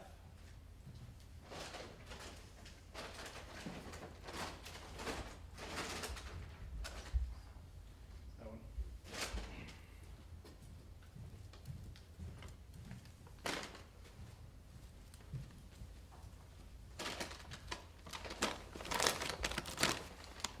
Wouldn't mind doing the same process of opening it up.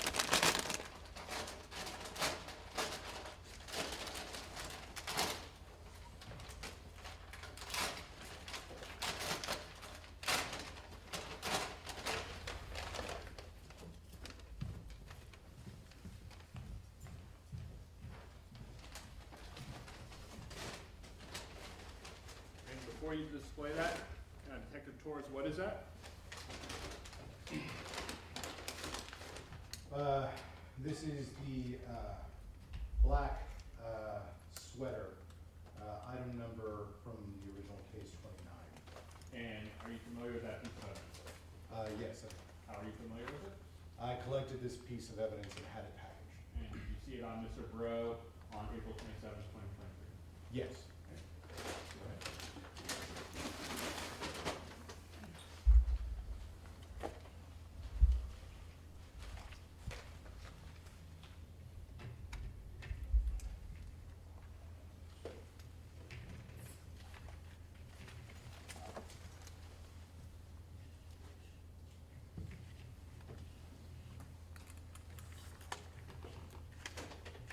And the way you have that This- PVC pipe, is that the front that we're looking at?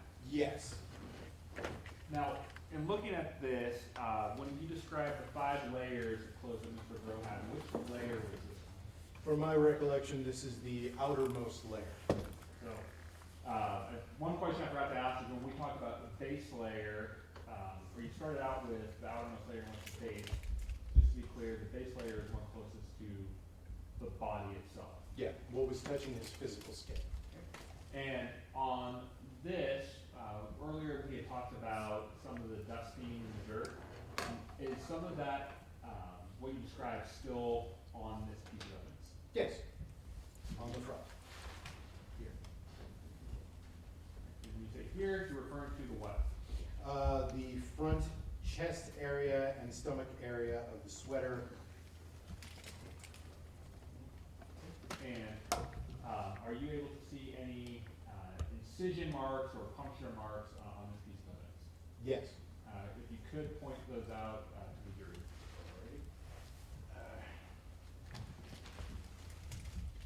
All right. On the front, there is one here, 1, 2. Actually, let me stop you real quick. When you're saying here, if you could say where on this piece of evidence we're talking about. All right.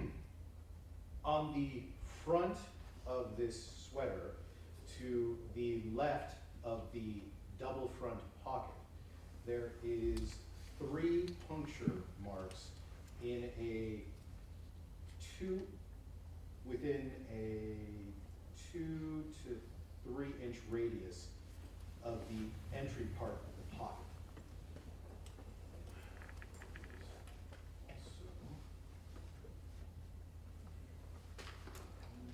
On the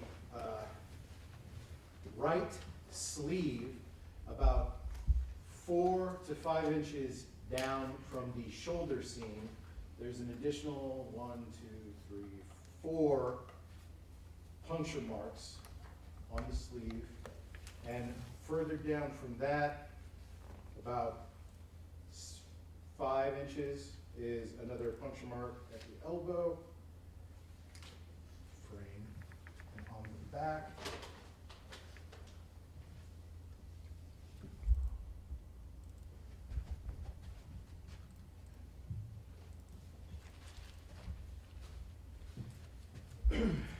And on the back of the sweater, near the base, within about 3-4 inches of the base, there are additional 1, 2, 3 puncture marks. About 2 to 3 inches above those are an additional 1, 2 puncture marks. And then about 8 to 9 inches up and probably 6 inches from the left side of the back area, there's another puncture mark here. And then another puncture mark about 6 inches above that. Okay, and one question I have is, we're looking at sort of where the seam is on the bottom of this. It's looks like a tear of about maybe 8 inches. That is, just to be clear, that's not one of the puncture wounds or marks we're talking about, correct? No, I'm not talking about that one. Kind of fair to say it looks like wear and tear. Fair to say, yeah.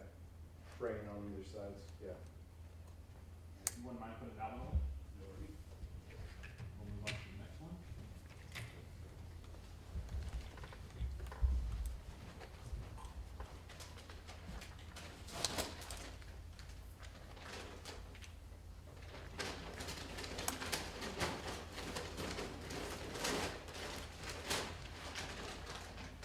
Before you do that, Mr. Moore, do you want to move it a little closer to the jury?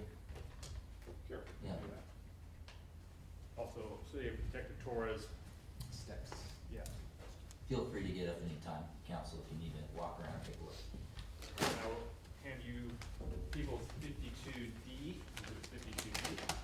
Same routine, if you would first tell us what that is, or if you have to open it to tell us what it is. This is a brown Goody Ello and Company sweater. The brand is Goody Ello. And are you familiar with the piece of evidence that's in that bag? Yes. How so? This was an item worn by David Breaux that I collected out at the scene.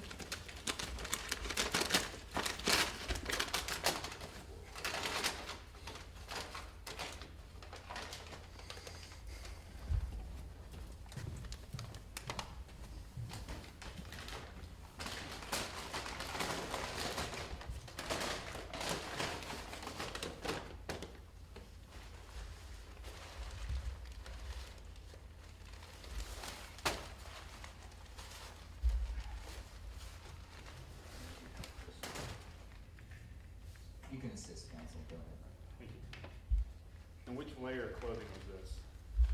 I would refer to my notes. Will that refresh your It recollection? will refresh my recollection.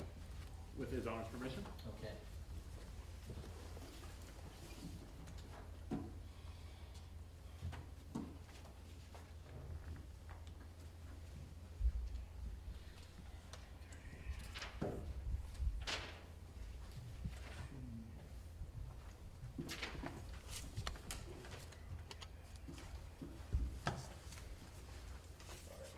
Yes, this is second to last layer. This is what was over the base layer, the shirt that he's wearing, long sleeve. And a similar question that I had with the previous pieces of clothing, are you able to identify where there are puncture marks on this? Yes. So about on the front of the shirt, sweater, I should say, sweater, there are 3 puncture marks that are about 9, grouped together about 9 inches up from the waistline, and about in a grouping of about 4 inches away from the left side of the sweater are 3 puncture marks. On the opposite side, there are 2 puncture marks on the front near the armpit seam of the sweater. And then on the back,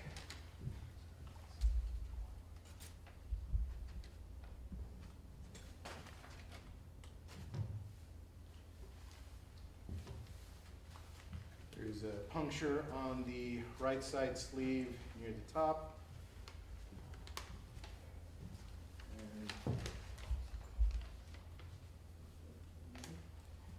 And then on the rear, there's a series, at the base, within 2 to 3 inches of the bottom of the sweater, there are 1, 2, 3 puncture marks.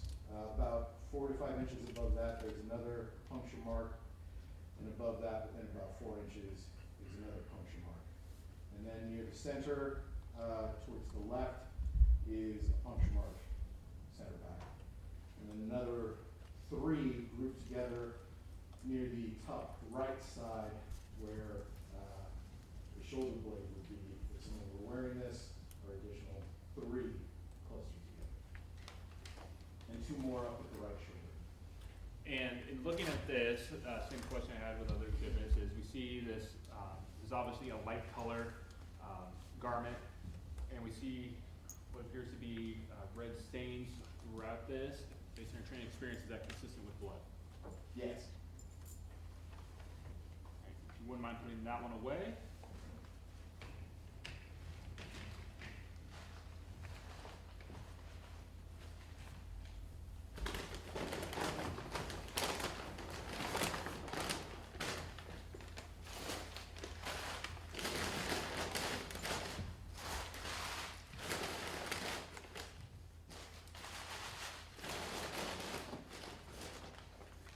People 52A.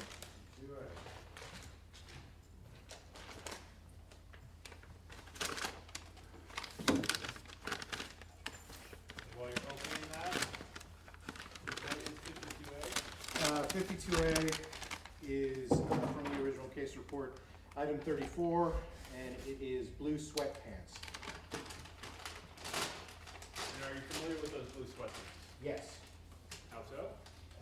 These were the blue sweatpants that I collected from David Breaux, and they were worn by him at the time they were collected.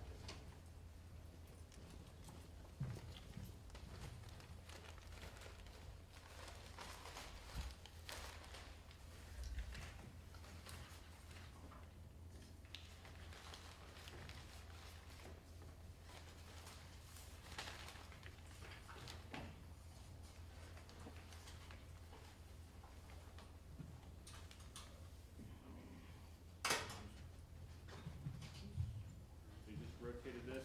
Is the jury looking at the front or the back of this sweatpant? This is the front that is facing the jury. This is the front of the sweatpants. Yeah. No. Any incision marks on this portion of the pants or this exhibit?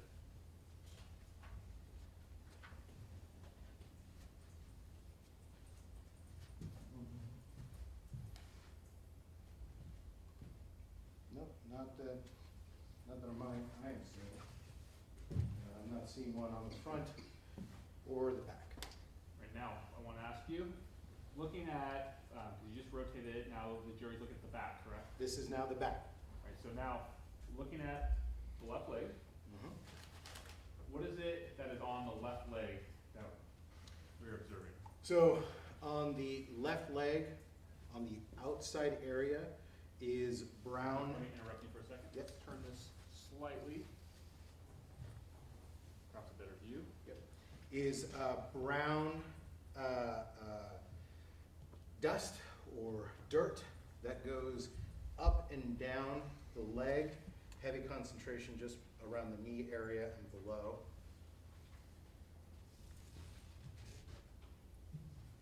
There's also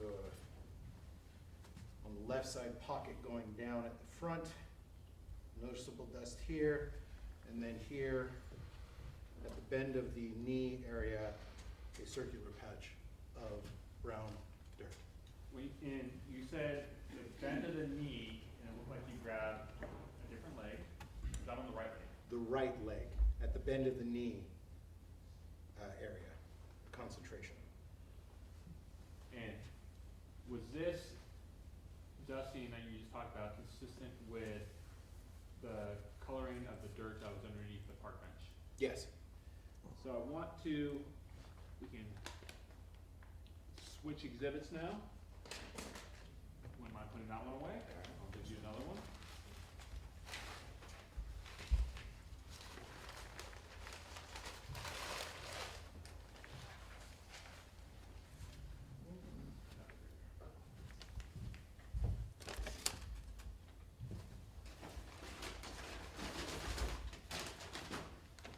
I'm gonna give you, this is exhibit 52B, as in boy. And what is that detected for us? This is from the original case. Item number is 37. Black shirt that was worn as a base layer by David Breaux. And you're familiar with that? Yes, I collected this out at the scene from his body.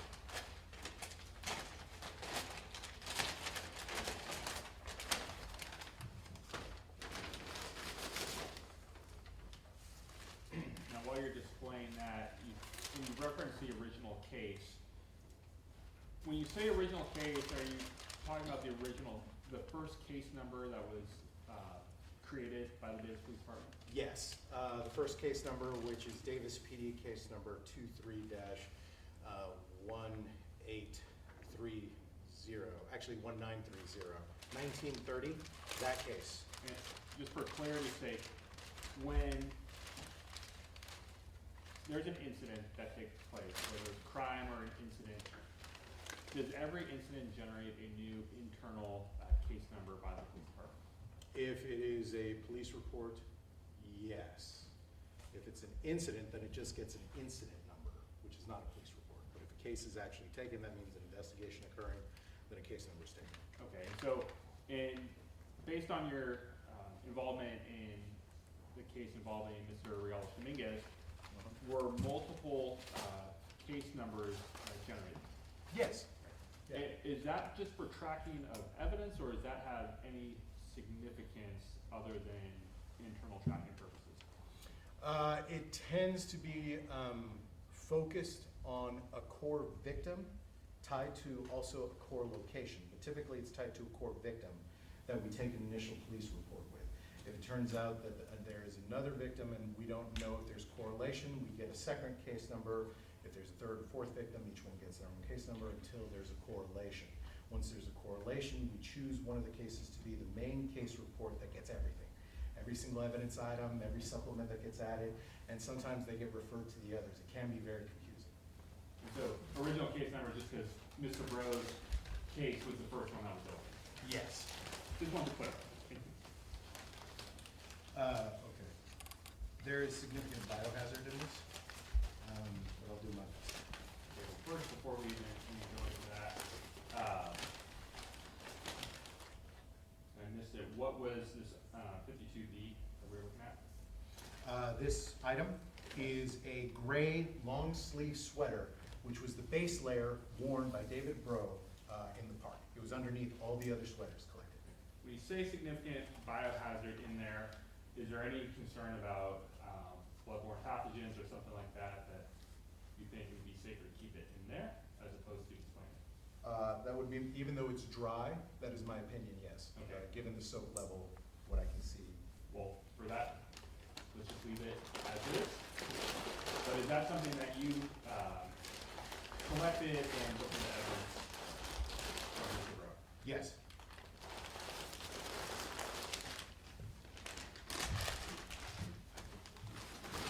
Now, let's go with 5 people exhibit 5.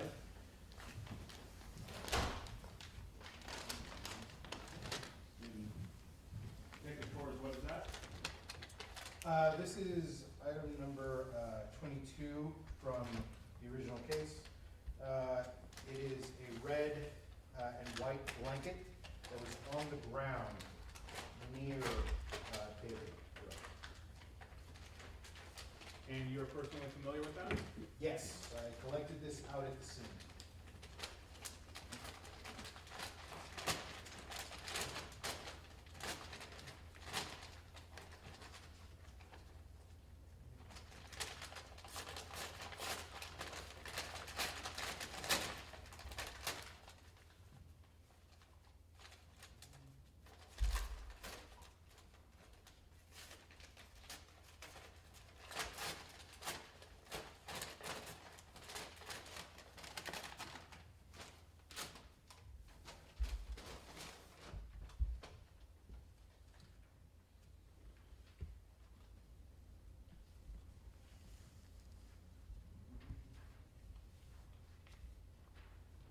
And as we were talking about before the break, was this the item that was located by the bench on the ground?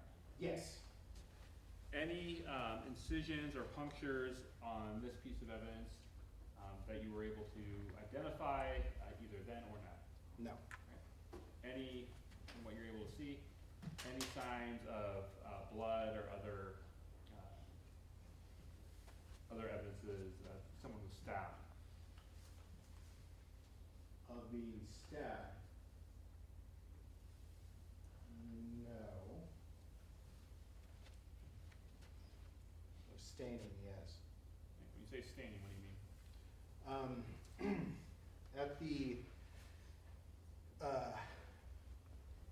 this is, the way I'm hanging it, at the top, there is a dried, crusty substance near the top layer, that is the top of how it's being displayed.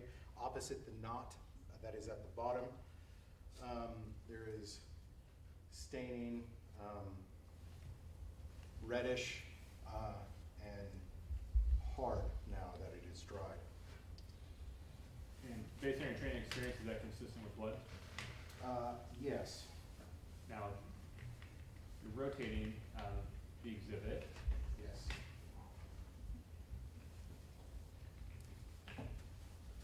What are we looking at now?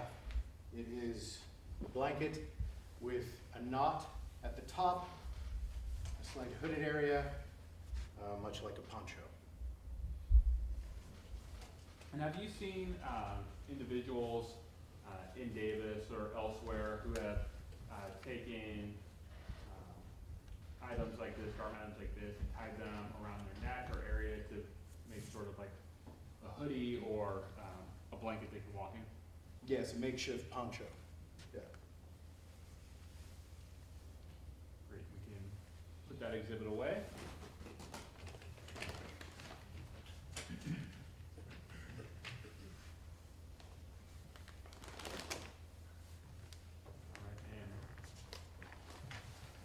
Last one, I will put it right back here for you.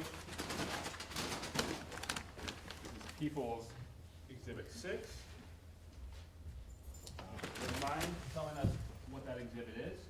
This is a backpack, which was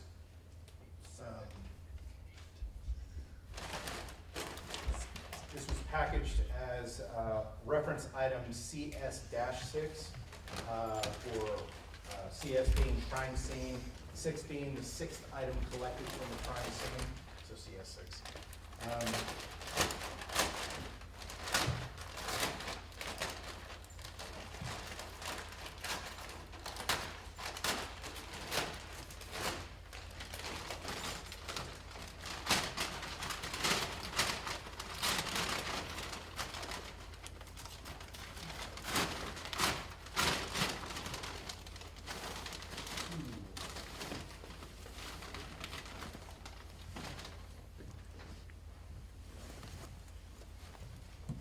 you're familiar with these items? Yes, I'm familiar with this backpack. Yes, I'm familiar with these items. This is the backpack that was next to David Breaux, that contained the laptop, his wallet, which I used to identify him.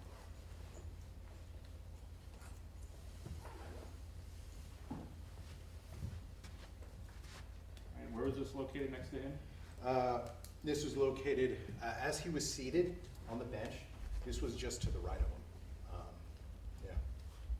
Alright, you can put that away. And I'll show you people 7 and people's 8.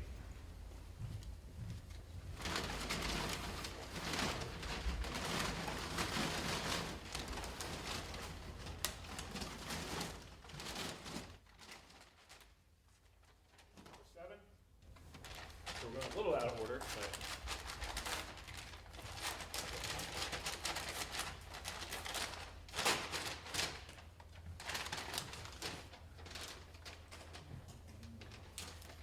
can you take a tour as what is people 7? This is a brown scarf, which was next to David when he was seated on the bench. And I collected from that bench.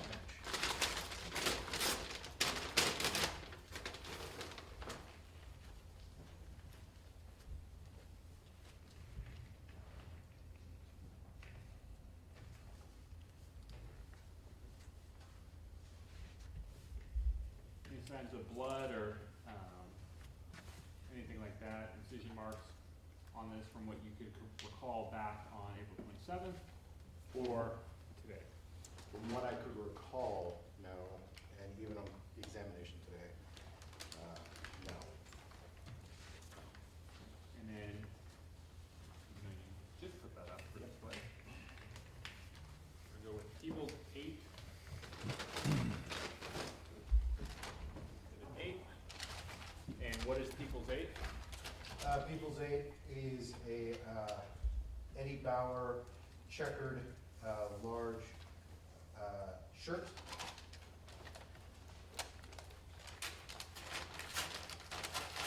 Which I recall was next to David as well, next to the scarf. On the bench. Is there a biohazard issue with that one? Oh, yeah. Yeah, this, Then we won't display it. But you're familiar with that? yes, yes, I am. Okay. And you collected that? Yes. And, sorry, I missed it when I was telling you the biohazard. Where was that located?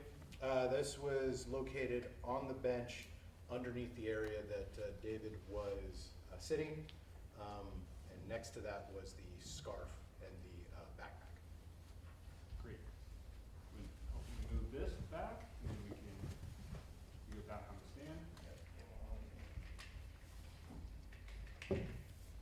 And pick it. Sorry. Just slide it over.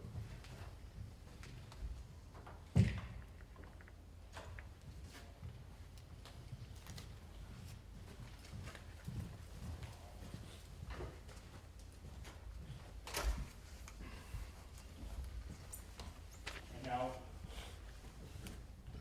during the break, you have a chance to examine a series of photographs on People's Exhibit 1. Yes. And are you familiar with all those photographs? Yeah. And without going into each one specifically, what were those photographs pictures of? Those were the evidence photos, overall photos for the scene at Community Park as evidence was being collected. And were those, were you familiar with the contents of those photographs? Yes. And were those fair and accurate depictions of the scene on April 27th when you were there and the evidence collection at that time? Yes. Do you know who took those photographs? Yes, that was PSS Linda Schwinn, SHWEND. PSS stands for Police Services Specialist. Great. And all those pictures, and you may have asked this, fair and accurate depiction? Yes. Great. We can, permission to publish, Your Honor? Okay.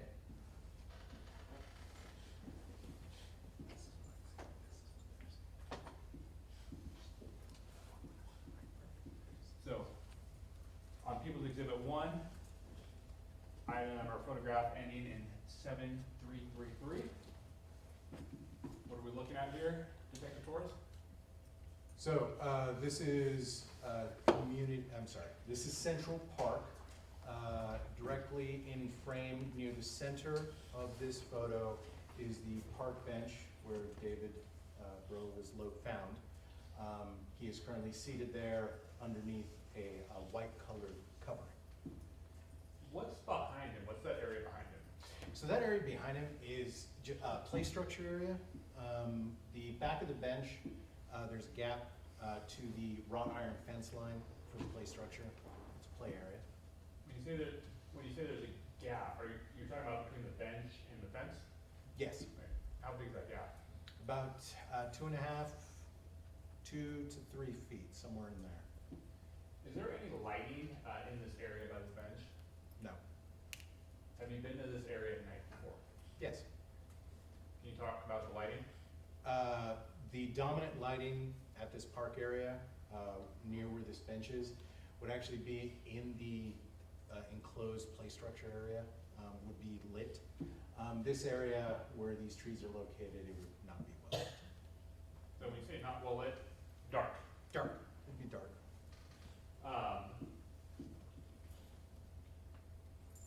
When you've gone there, is a lot of the lighting blocked by the big trees? Yes, they provide both shade during the day, but also at night, shade from light. Go to the next photo. Good one. This is photograph ending in 7334. What are we looking at? This is a photograph of the same area, slightly closer to where David Breaux was. And do you have the laser pointer or a laser pointer up there? Sure. Pretty good, Detective. Yeah.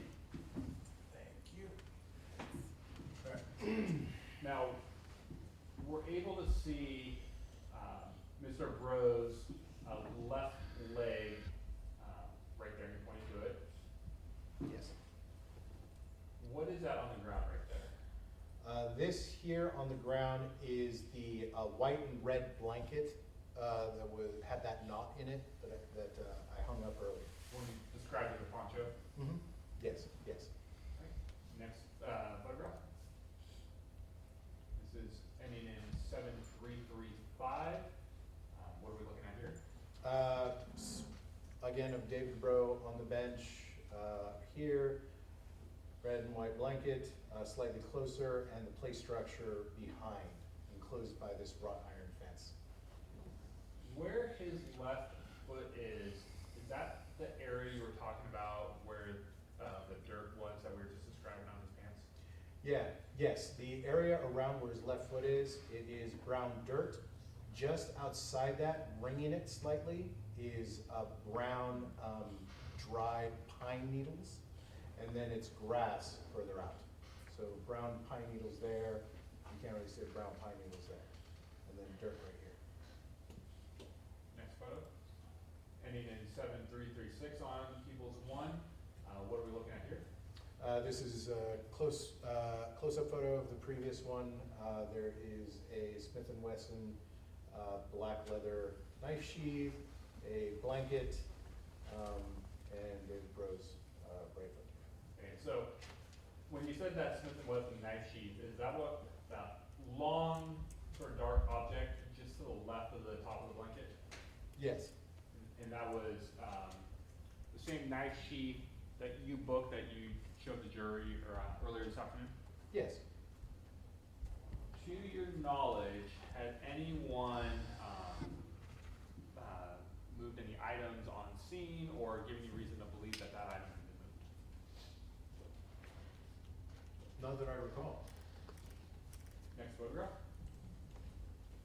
Ending in 7337. Detective Torres, describe what we're looking at here. This is close to similar angle as the previous photo. Here is the blanket, knife sheath, the right foot of David Breaux. There's David Breaux, wrought iron fence behind. Okay, now I want to go to the bench itself.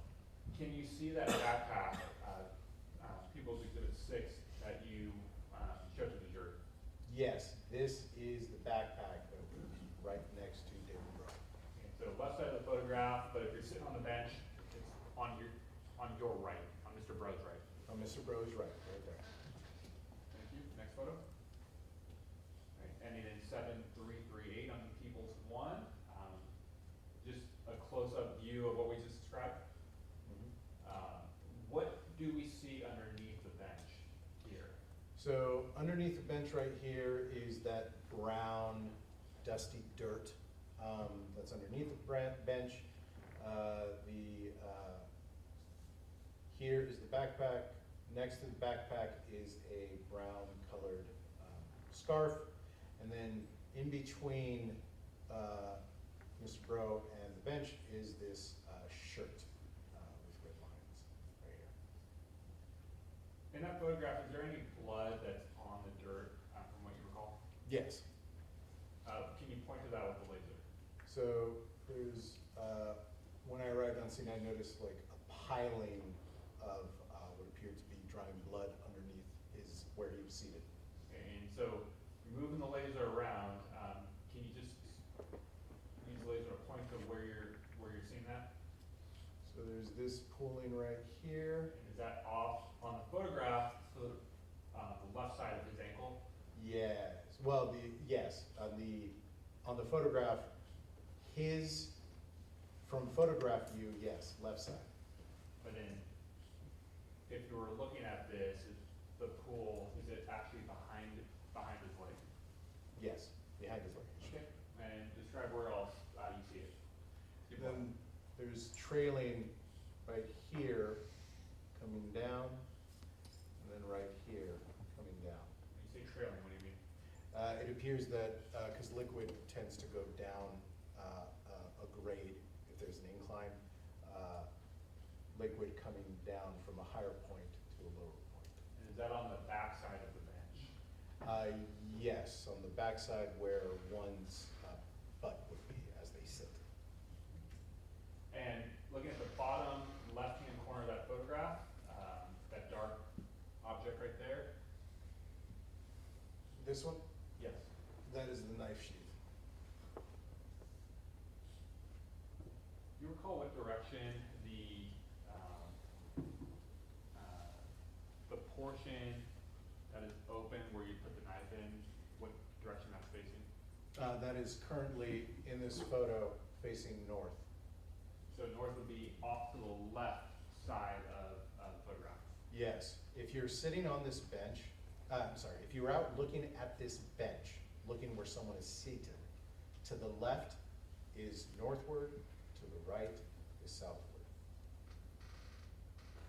This is photograph 7338 in Peoples 1. Next photograph. Photograph 7339. What do we see here? This is a view of Mr. Breaux seated on the bench, the backpack, which is on his right side, the scarf, and a shirt, a sleeve sticking out down here. Next photo. Ending in 7340. And describe this one. What are we seeing that's new or different? This is David Breaux seated on the bench. However, a screen to prevent passerbys from seeing him has been erected to the left side of the photo, that black screen. Privacy screen. Yes. Next photograph. Ending in 7341. What are we looking at on this angle? This is, you can see more of that reflection of liquid that is pooling underneath him, red liquid, with trails coming down. Since where that liquid is a high point, liquid tends to go down at a grade, so it's going to low points. And Suspected blood. And looking at Mr. Breaux's shoes, anything of significance there? Yes, one shoe, his left shoe is planted sole down. His right shoe is planted with the right side of his ankle down instead of the sole. There's also red staining on the tip of his left shoe. And looking at his left leg, are you able to see the dirt and dust that we talked about? Yes, it's along the top of his shoe, left shoe at the top, and also his exposed right sole. You can see it at the bottom of his shoes. How about his right knee? And right knee, where the bend is, there is brown dirt dusting, similar color as to what's underneath, and up and down the left bottom leg that's exposed, bottom leg pant. Next photograph. 7342. What are we looking at here? The camera angle is currently facing northward. The screen is on the left side here. David Breaux seated on the bench. And looking northward, is that street where those cars are, is that Fifth Street? Yes, this street right here that goes left to right, which is west to east, that's Fifth Street. And can you point to where the knife sheath is in this photograph, if you can see it? Right here. So the top, just off to the center of the towel that we were talking about. Yes.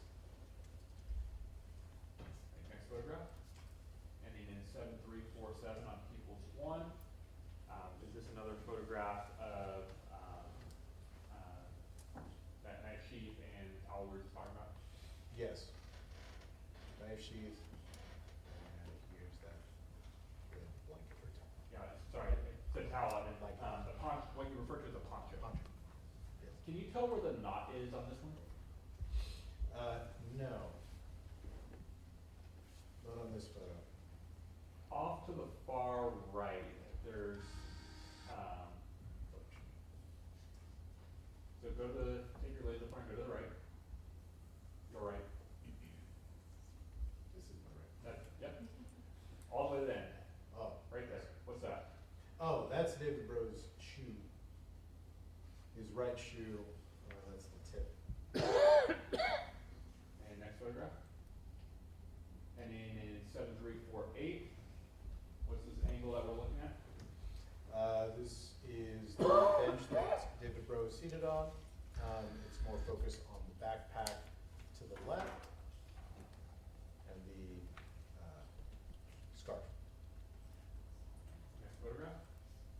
And then in 7349 on Peoples 1. Is this more of a upward angle looking downward? Yes. Describe what we're looking at here. It looks a little dark on the backside. So this is the area next to, on the bench, next to David Breaux, and there's no objects there. Okay. Where is Mr. Breaux's head at this time? His head, it's hard to see, but it is up here. And so you're pointing sort of the center of the top of the page, of the exhibit. Yes.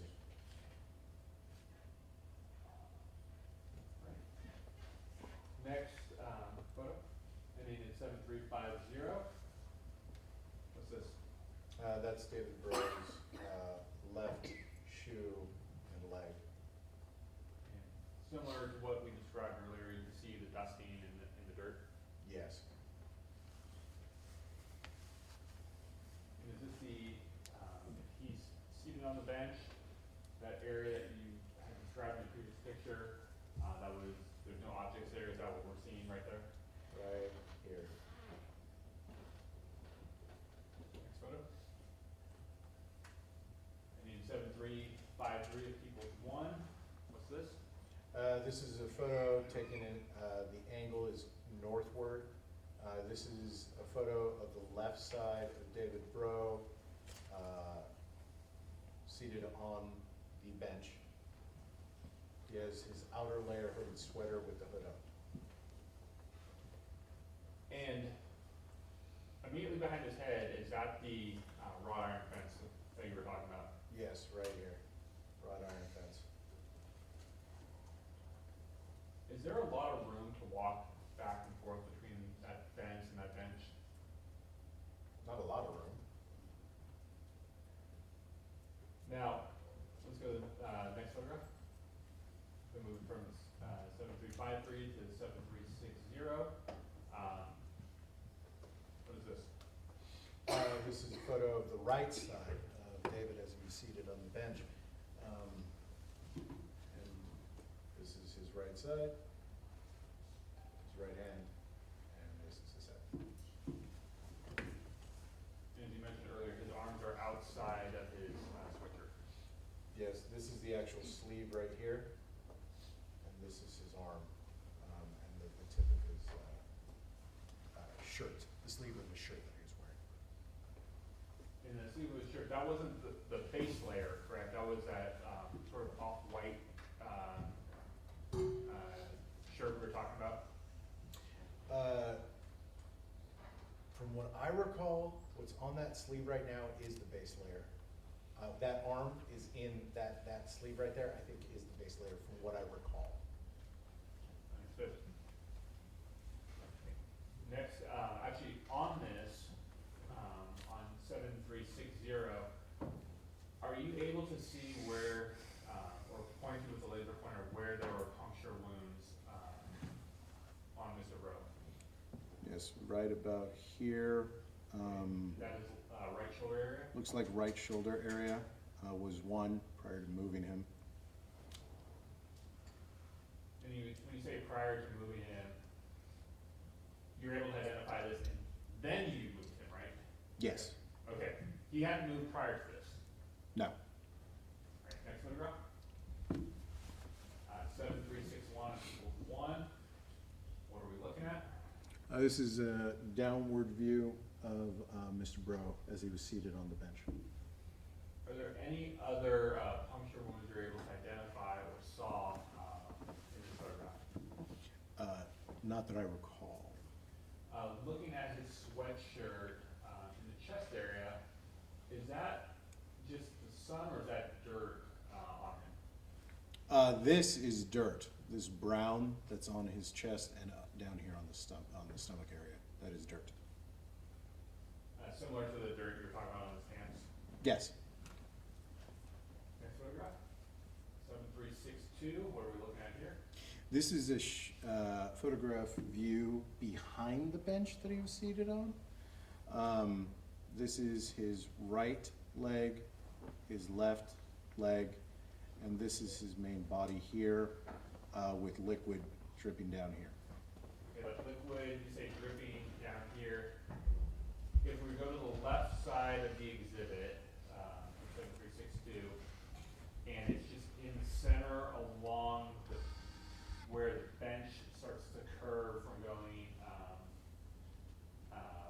vertical to horizontal, is that correct? Yes, from the backing down becoming the base. That item that's hanging through the gaps in the bench, what is that? That is the shirt that was laid out underneath him where he was seated. Next photograph. 7365. What are we looking at here? This is his right arm resting on the bench. This is the base layer, the gray shirt, long sleeve base layer that he was wearing underneath the sweaters. And it looks like there's some incision marks or some cuts or something like that in that. Were you able to tell if those were associated to a puncture wound or some sort of injury? I do not recall.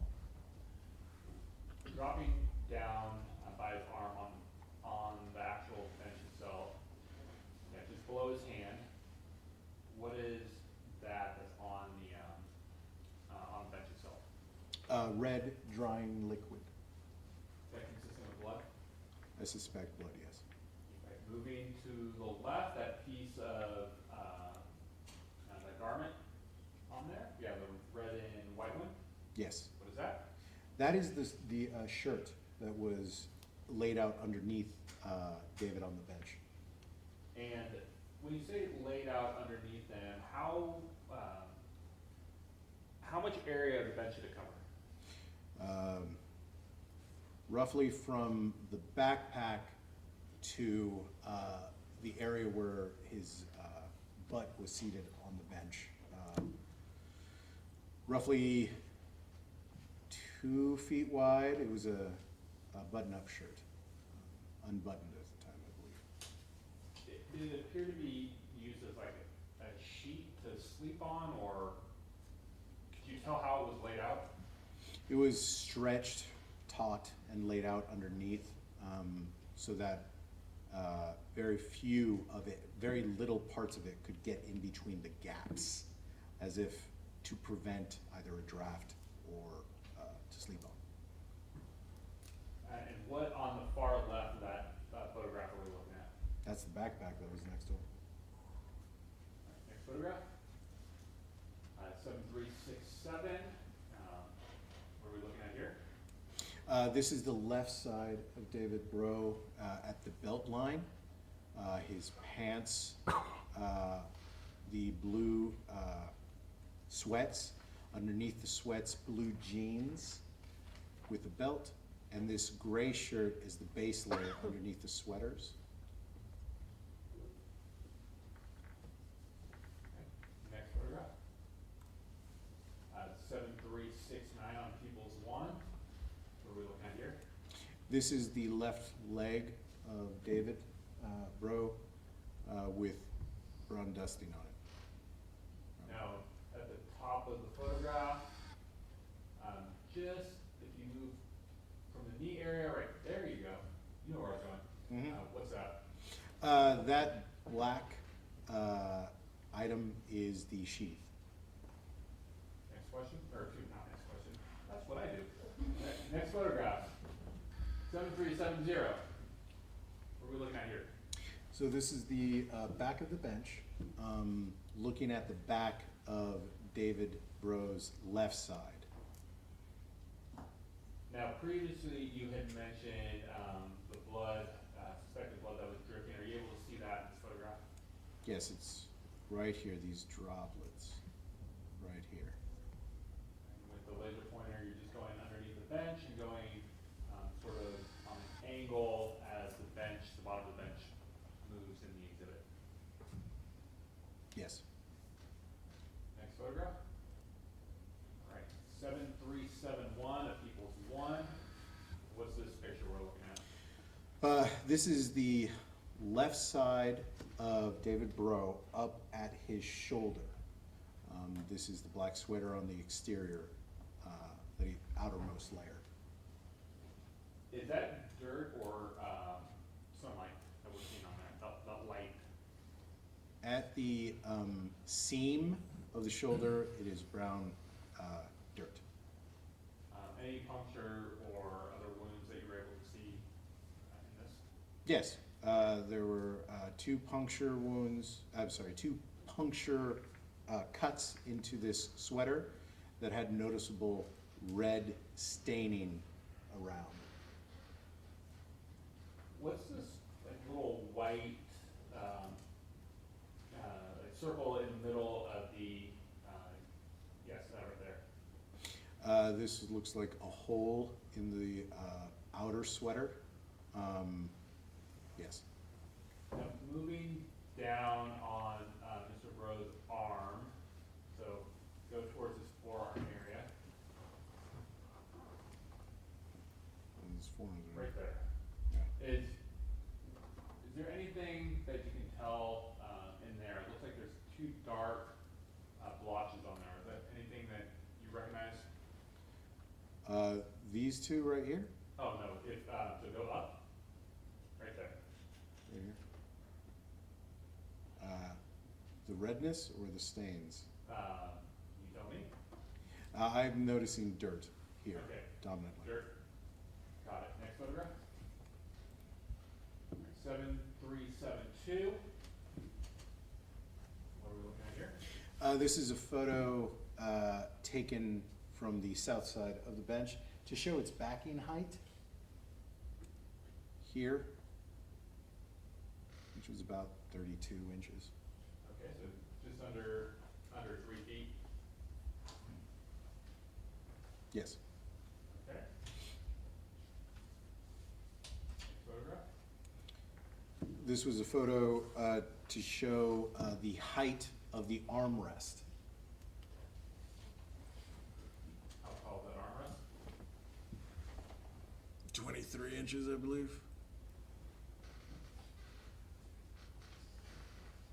That's photograph 7373.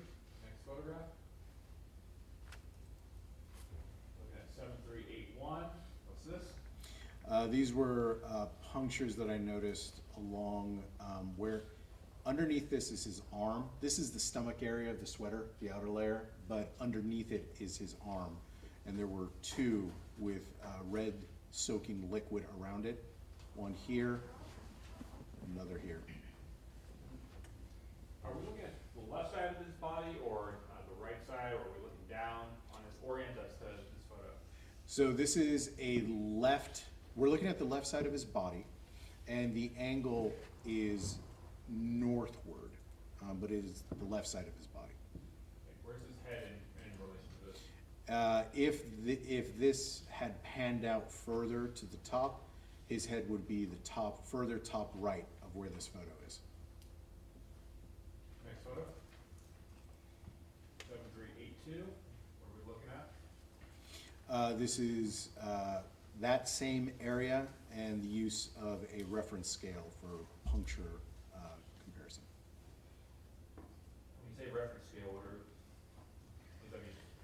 Putting down a scale in the photo so you have so whoever views it has a general idea of the size of something.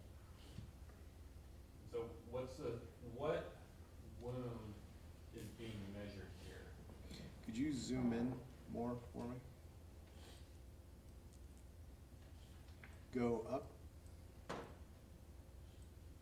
hard to see, but I think usually I think there's one right here. And when we say right here, you're circling the area where if you took one and went across to make a square, would be within that. Yes. Next photo, 7382, next photo. 7383 on Peoples 1. What is this? That is a puncture wound just to the right of the pocket entry, outer base layer. Right, next photo. 7384, what is this? The same wound using the scale as a reference. And what side of Mr. Breaux's body was this on? Left side. Left side. Right, next photo. 7385. What are we looking at? So this is a view of his right side, specifically his right arm as it rested on the bench. Are there any visible wounds on his right arm? Yes, there was a cut on his right hand and then around the area of these punctures. And areas of punctures, you're looking at his forearm area on that base layer. Yes. Next photo. 7386. What's this? This is his left forearm, and this is the sleeve, left sleeve of that shirt that he was wearing, the base layer. And that zoomed in version of the previous photograph that we just described. Yes. Next photo. 7387. What's this? It's a photo of his face and upper torso. Okay. Where are the puncture wounds, if any, that you're able to point out in this photograph? I do not recall. Let's go to the next photograph. 7388. What's this photograph? This is the right side shoulder area of the sweater with 3 puncture marks in the sweater. Punctures. 7388. Next photograph, please. 7389. What is this?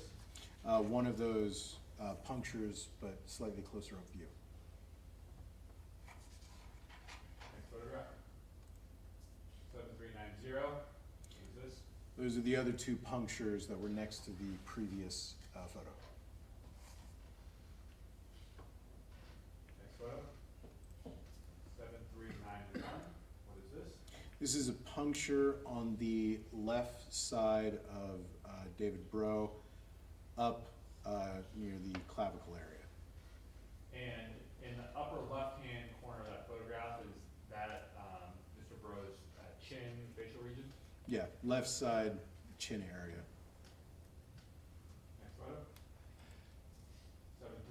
42. What is this? That puncture with scale at a different angle.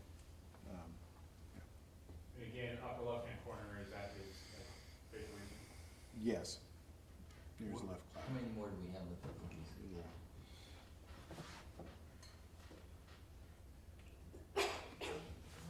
About 30, Your Honor. 30 more? Okay, all right, we're gonna stop. Okay. Okay, thank you. Detective Torres, thank you for your testimony. We got more questions for you. And we're gonna resume, Mr. Demore with this witness, first thing in the morning? Yes. Okay, so I'm ordering you back for 9:30 call. 9:30 call. Okay, and you can leave any exhibits you have here, take